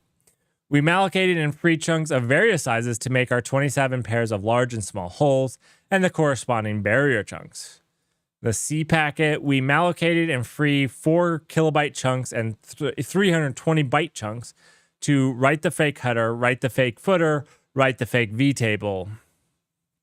D, we mallocated and free 1 very large string, nearly 56 kilobyte, to ensure that our large and small holes are removed from the unsorted list of free chunks and placed into their respective malloc bins. We force SSHD to perform our final sequence of malloc calls to open our 27 small race windows. Alternative readers may have noticed that we'll still not addressed and literally and figuratively the problem of code CVT. In fact, code CVT is a pointer to a structure that contains a pointer to a structure that contains the FCT function pointer that allows us to execute arbitrary code. To reliably control FCT through code CVT, we simply point code CVT to one of the glibc's malloc bins, which conveniently contains a pointer to one of our my brain is done. My brain is done. It's done. I didn't learn anything from that. To reliably control FCT through code CVT, we simply point code CVT to one of the glibc's malloc bins, which conveniently contains a pointer to one of our free chunks in the heap, which contains our own FCT function pointer to arbitrary glibc code. All of these glibc addresses are known to us because, okay. Again, this all goes back to knowing where it was mapped at. We're running out of time. Yes, we are. Yes, we are. As we implemented this third exploit, it became clear that we could not simply reuse the timing strategy that we had used against the other older OpenSSH versions. We were never winning this new race condition. Oh. It takes a long time, 10 milliseconds, for SSHD to parse our 5th and last public key packet. In other words, our large race window is too large. Our 27 small race windows were like needles in a haystack, so they were never hitting the right time. The user-specific delay that was introduced recently delays Open SSHD's response to our last public key packet by up to 9 milliseconds, and therefore destroys our feedback-based timing strategy. As a result, we developed a completely different timing strategy. From time to time, we send our last public key packet with a little mistake that produces an error response right before the call to SSH key from blob that parses our public key. From time to time, we send our last public key packet with another little mistake that produces an error response right after that call. That passes our public key. The difference between these two response times is the time it takes for SSHD to parse our last public key. And this allows us to precisely time the transmit. So they make two mistakes to then time their, this allows us to precisely time the transmission from our last packets. So the first time they were actually just doing the request and judging it from the response, and they no longer could do that. So then they had to do something else to time it. All right. Cool.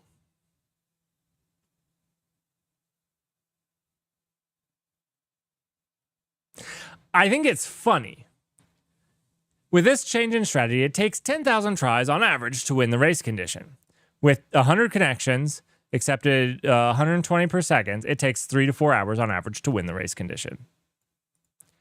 You know what's really interesting here? Is that the harder and more secure, the deeper they had to dig, the faster they were able to make this, right? Because they kept losing different ways to do it, right? They lost the easy ways to do it, and they had to find more difficult ways to do it. But in the end, they got faster times.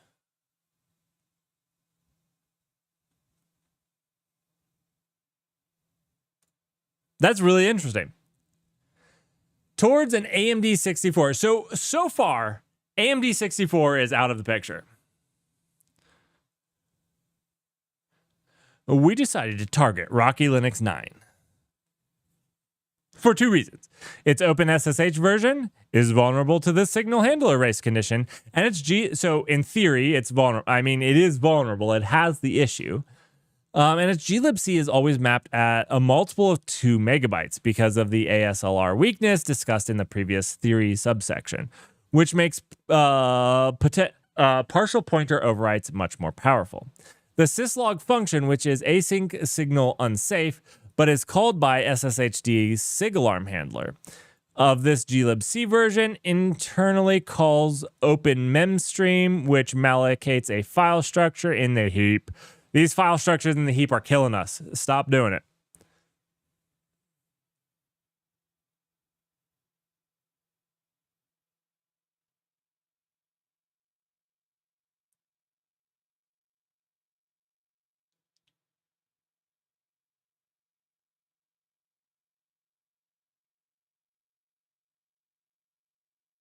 .rom, that's really cool. If you could drop a link to that in Discord or here, that's really cool.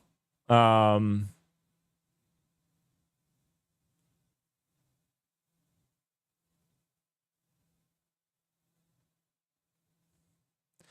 no, just like why it favors, even though it's still random. Like I again, like I said, it's just that piqued my, when you say random and then it favors, I'm like, well, why does it favor? I don't know. With a heap corruption as a primitive, 2 file structures mallocated in the heap and 21 fixed bytes in glibc addresses, we believe that this signal handler race condition is exploitable on AMD 64. Probably not in 6 to 8 hours, but hopefully in less than a week. Only time will tell. Side note, we discussed that Ubuntu 2024 does not re-randomize the ASLR of its SSHD children. It is randomized only once at boot time. We track this down to a patch below, which turns off SSHD's Rex, I don't know this flag. This is generally a bad idea, but in the particular case of this signal handler race condition, it prevents SSHD from being exploitable.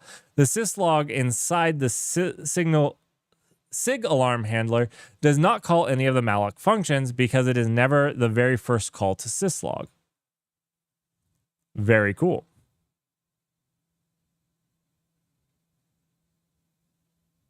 And then the patching. And that's patched.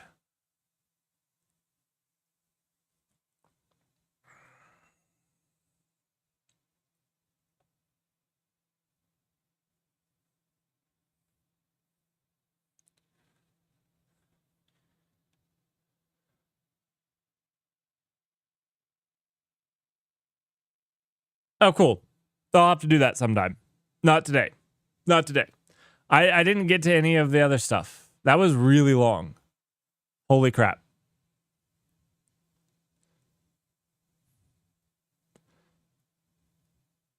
I'm sorry, capability snob. I'm sorry. I didn't see your things on YouTube. I'm so sorry for missing your comments. I appreciate them, and I'm super sorry for missing them. Signals are another example of unexpected concurrency, stale stack frames for all of you that loves TypeGit. Incorrect concurrency is so much more common. Unexpected concurrency. The worst. The absolute worst.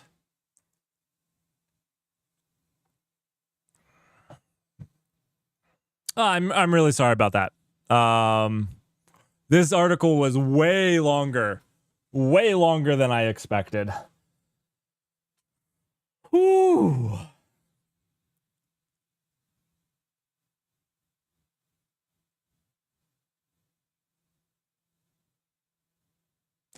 It was a good article. So I have to say, from it, I don't think that I understood half. I think maybe I'm on. I got the idea throughout the whole thing. I understood what it was going. I don't necessarily understand everything that was thrown around. I'm really excited because we got all of this, right? we got a bunch of things that we can learn about going forward, which the article was really good about describing. You know, like I know about ASLR at the high level, but I don't know about the weaknesses that they're describing here, which came up quite a bit in that article. Like obviously they're pointing to a specific ASLR weakness. I don't understand it. And so this is something we're going to look up and I'll do a video on it. I will be reading about it and then we can do a video on it. We probably won't just read these blog posts do we want to do it just as like going and reading these together? Or do you guys want me to go investigate them and then come back and report on them? I don't know which one we want to do. I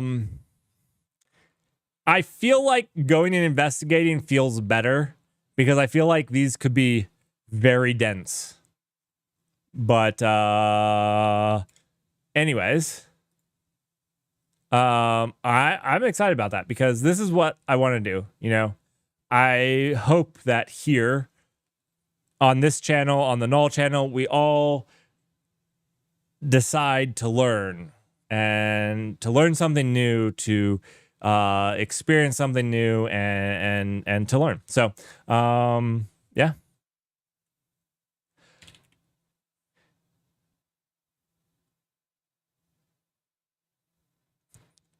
Apollo, get out of here. Get out of here with your IEEE 754. Get out of here.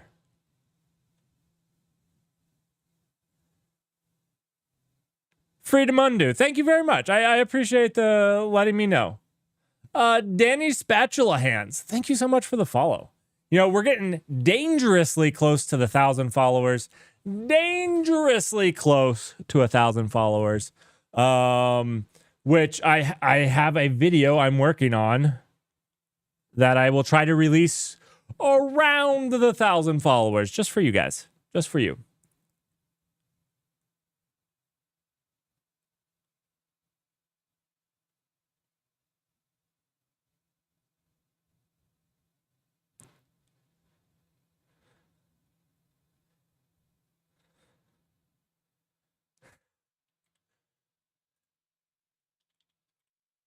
All right.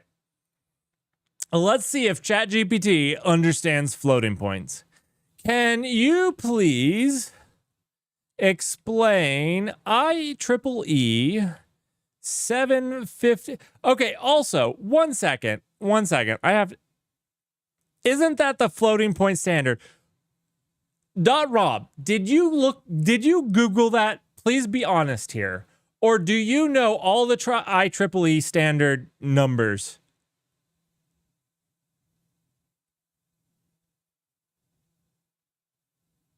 You had to learn this at uni? They made you remember the... so this is... like I said, I did not go to college. That's ridiculous if you had to learn that. 754, it's so common. What, you get into a meeting and you're like, hey boss, I was coding that new feature on the shopping site, but you know, the IEEE 754 standard really interfered, and I'm gonna have to work around it now. 2 extra story points.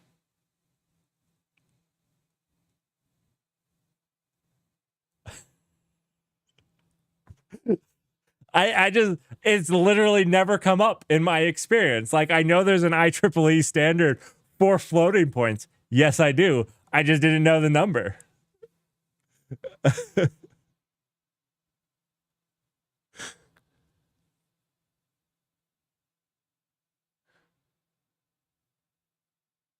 So, you know what? This thing right here gives me probably the majority of my imposter syndrome. Things like the IEEE 754. It's stupid. I'm not going to say stupid. I'm glad there's standards for floating points and so forth. Like, but it's things like this that I don't know off the top of my head. I will remember IEEE 754 now, but it's those types of things where it's like, have I ever looked up the standard? No. Do I know how floating points work in Rust? Yes, I do. All right. But please explain it to me Like you were Arnold. How do you spell Schwarzenegger? Arnold. I was never getting to this. I was never getting to this.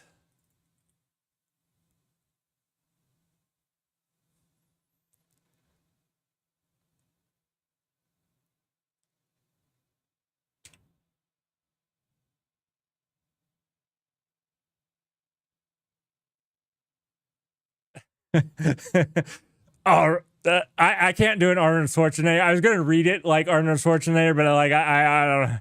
All right, listen up. It's time to pump some knowledge into those brains about IEEE 754. Y'all know what I'm saying. The standard for floating point arithmetic. The rules that keep our calculations strong and accurate, like my biceps.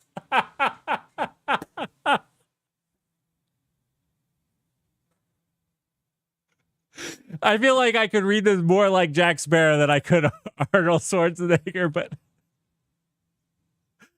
first we got okay, so sorry. Here it is. First we got the sign bit, like the Terminator's minute. It tells of the negative power. 0 means positive, 1 means negative. Simple, right? Is that actually true? Is it 0 is positive? I don't know the standard to tell you which bit means which. Next we and I have been lied to so much by GPT. I wouldn't trust this. Think of it like the power of the energy source. It tells us how many times to multiply or divide the number by 2.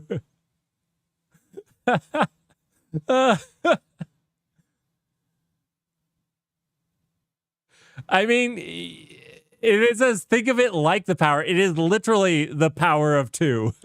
I feel like by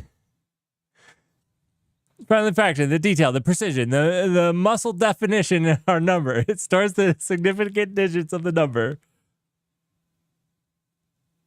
0 as false.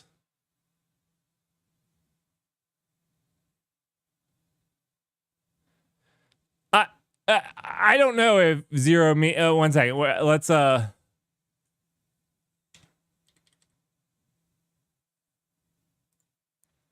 I don't know the standard. Do we get a nice little graph here?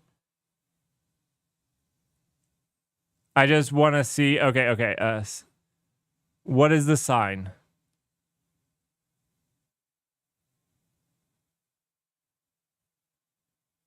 No. What is?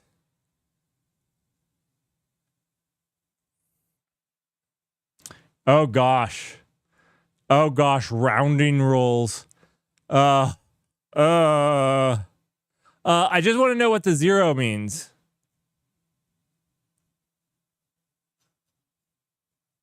What is this called? Is this called the sign? Let's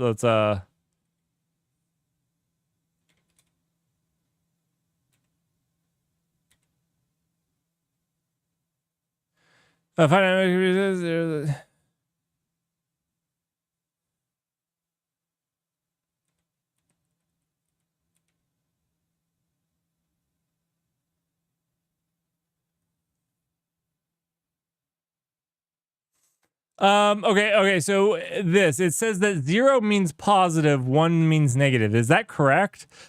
Part of me feels like it would be switched, but like there could be a good reason for this. Like if it's 0, they can leave it off, but I don't know. It is right. Okay. Cool. Like I said, I wasn't saying that it was wrong. I just honestly didn't know if it was 0 for positive. I feel like 0 would be negative because it would be false, right? Like, I don't know. For my brain, it feels like this should be flipped because I just feel like the inverse is like the most things. Like, if I was going to say something was negative, I would say that it was false, which I would say would be set to 0. I don't know.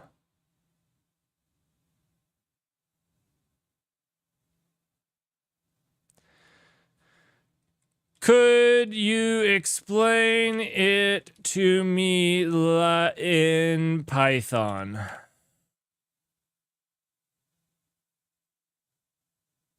Similar to 2S compliant integers. I don't know what that means. We're getting the IEEE 754 Python.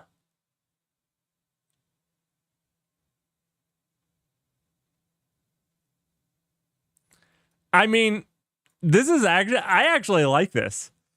Holy crap. I'm going to ask it to explain me to stuff in code. Like, this makes sense right here. Like, this, yeah, the sign, the exponent, the fraction. Holy crap, this is easy to read. Example, number.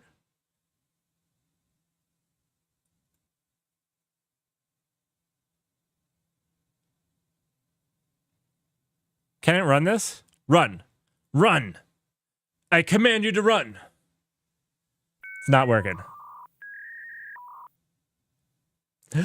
Winsmley. Thanks for following.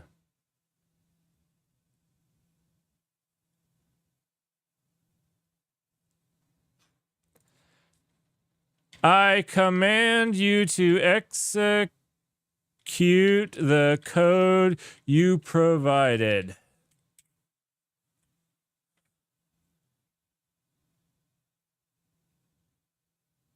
Analyzing.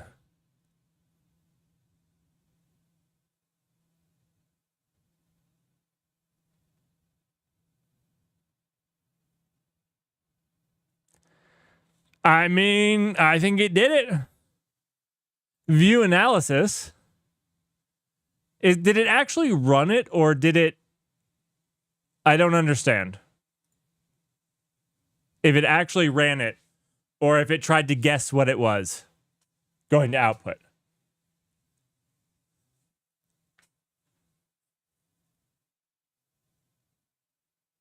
I think it ran it though, right? Number sign exponent. No, it didn't. This didn't output what I gave it, right?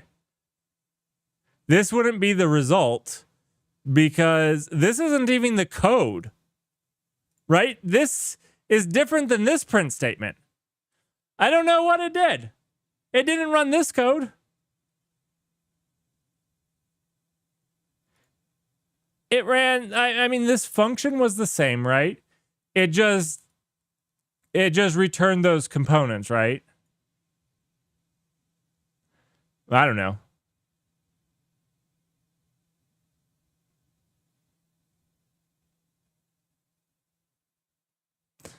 All right. What's...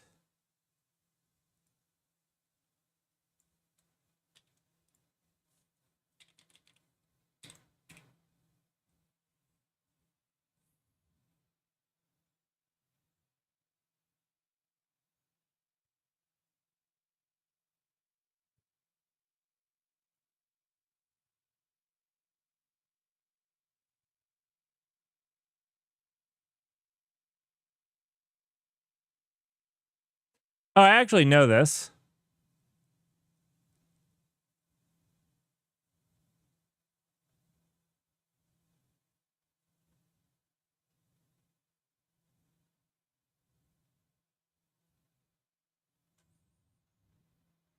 This confirms that 2's component method actually represents both positive and negative integers. Well, thank you. Thank you very much.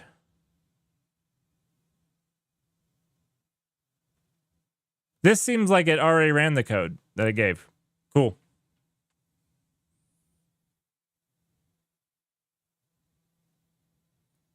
Rob, you're more than welcome to post links. So, my community standard. Abuse links and you'll get banned. There you go. And if it gets really bad, I mean, if it gets really bad, then we'll have to disable links. But and yeah.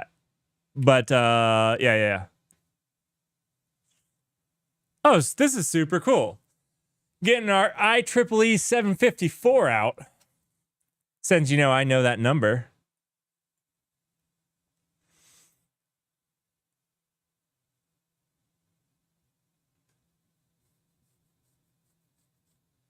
Yeah. IEEE 754. You guys don't know the number? Come on, please. It's like IEEE 784 and IEEE 88897. You guys got to get on your toes. Got to know those off the top of your head. IEEE 1337. You know, I know all of them.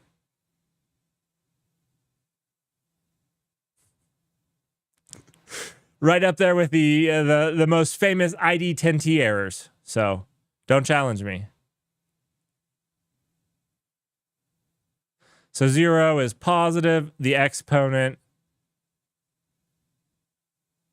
Oh, okay. So all of these are the exponent. I got it. This is super cool. Can we do a smaller number? So if we do -1, so this is going to be a 1 for the sign.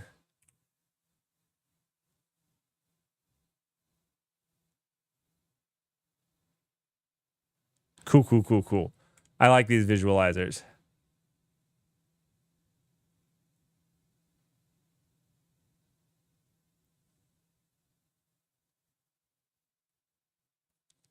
Nvidia News standard one day. Just do IE 1337 for every code. Oh.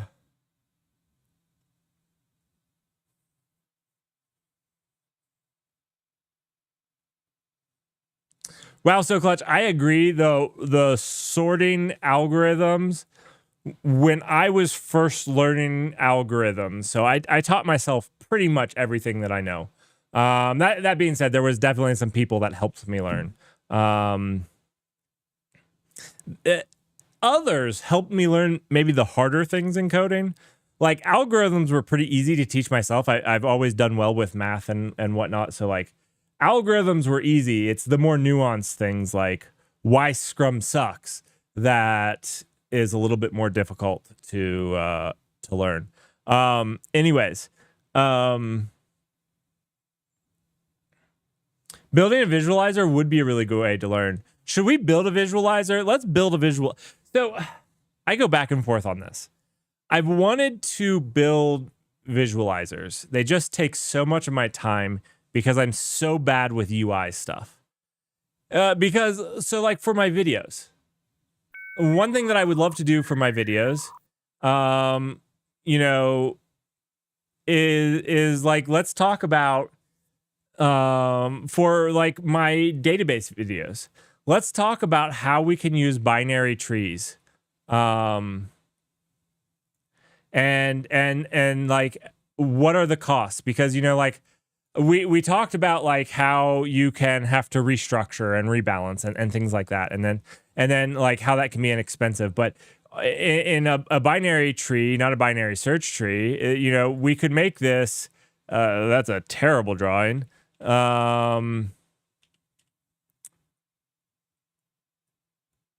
We can make it like this, right? And then we could actually make it like this, where there's 3 records in each one of these.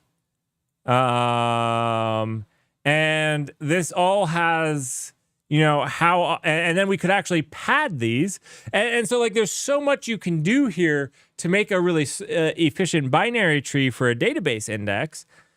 But I need a really good visualization where we can add and remove nodes and all of that type of stuff. So I really need to build a fantastic binary tree visualizer. I haven't done it yet.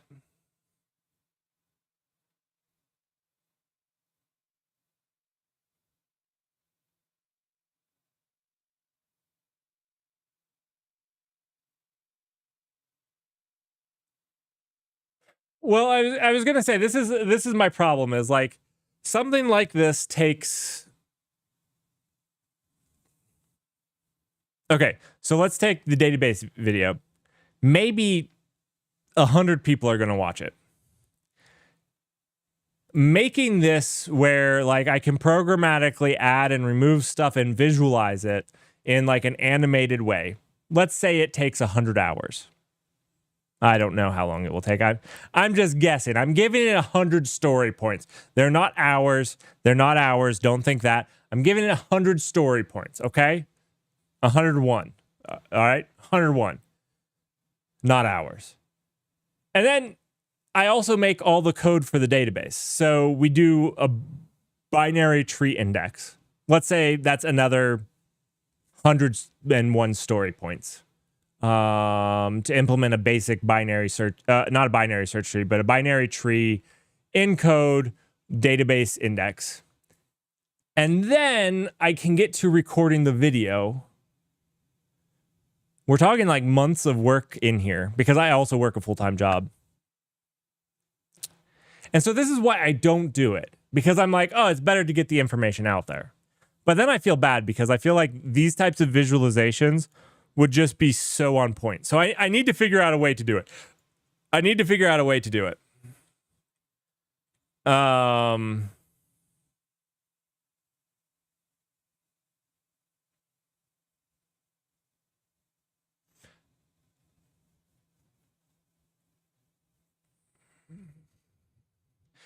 right, make me a mermaid JS of a binary tree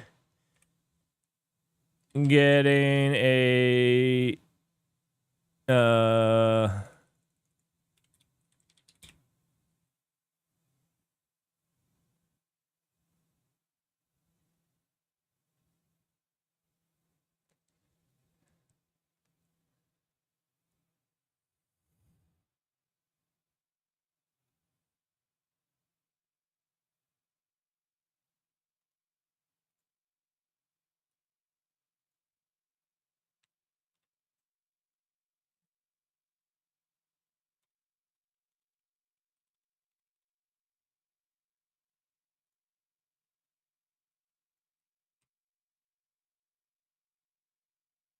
okay, this is not what I want though, right?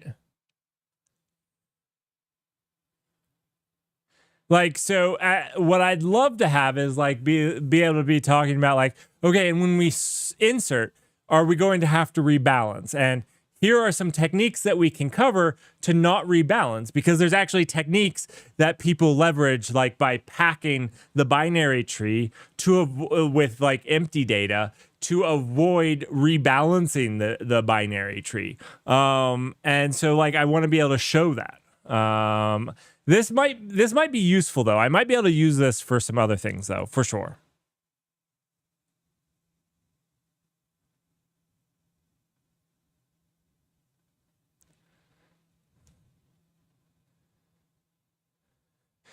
And Dr. Racket, okay? If you guys find some ways that people are doing it, let me know. You know, I looked up the mathematician Python Manim. I think it's Manim. I looked up this, but it was really all about like mathematical things. And I have actually used it for some mathematical things, but like it's really geared towards that. It also takes a lot of time to code up. Like it takes, like I said, I'm a father. I work a full-time job. I would love to spend a week on a video, like a week of my actual time. But if I spend a week of my actual time, it's four months for you guys, right? Like that just is not a way to get the stuff out there very quickly for me, because, you know, I don't make a living doing it. I do it for fun in the evenings when I'm not streaming. So, yeah.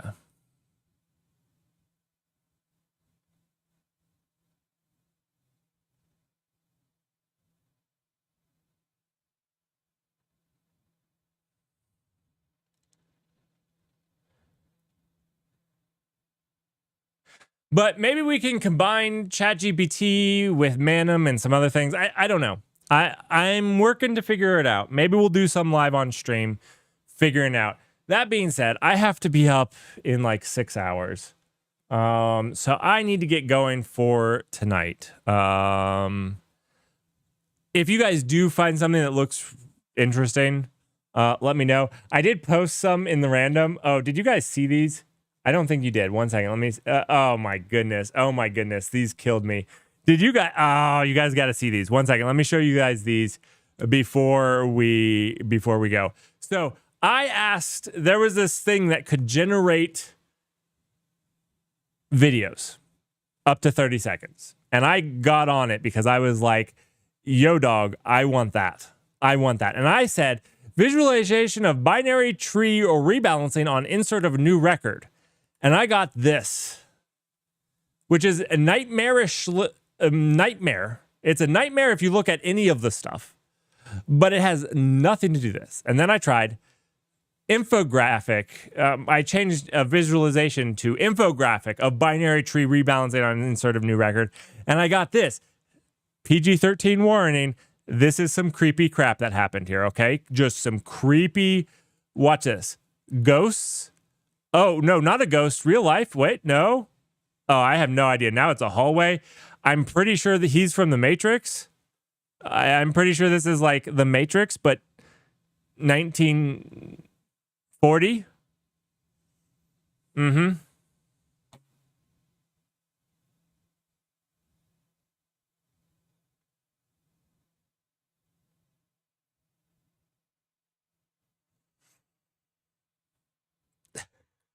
So, Apollo, quickly before I go, funniest AI games. We're having an AI games here at the beginning of August. Funniest AI game so far. We had AI, the Star Coder from Hugging Face. I asked it too hard of a problem and it broke down and wrote me a love story that got so spicy. I had to stop reading it and like take it off screen because like it was getting to like uncomfortable levels of whatnot. And this was a coding AI. It was amazing. It was amazing and uncomfortable at the same time.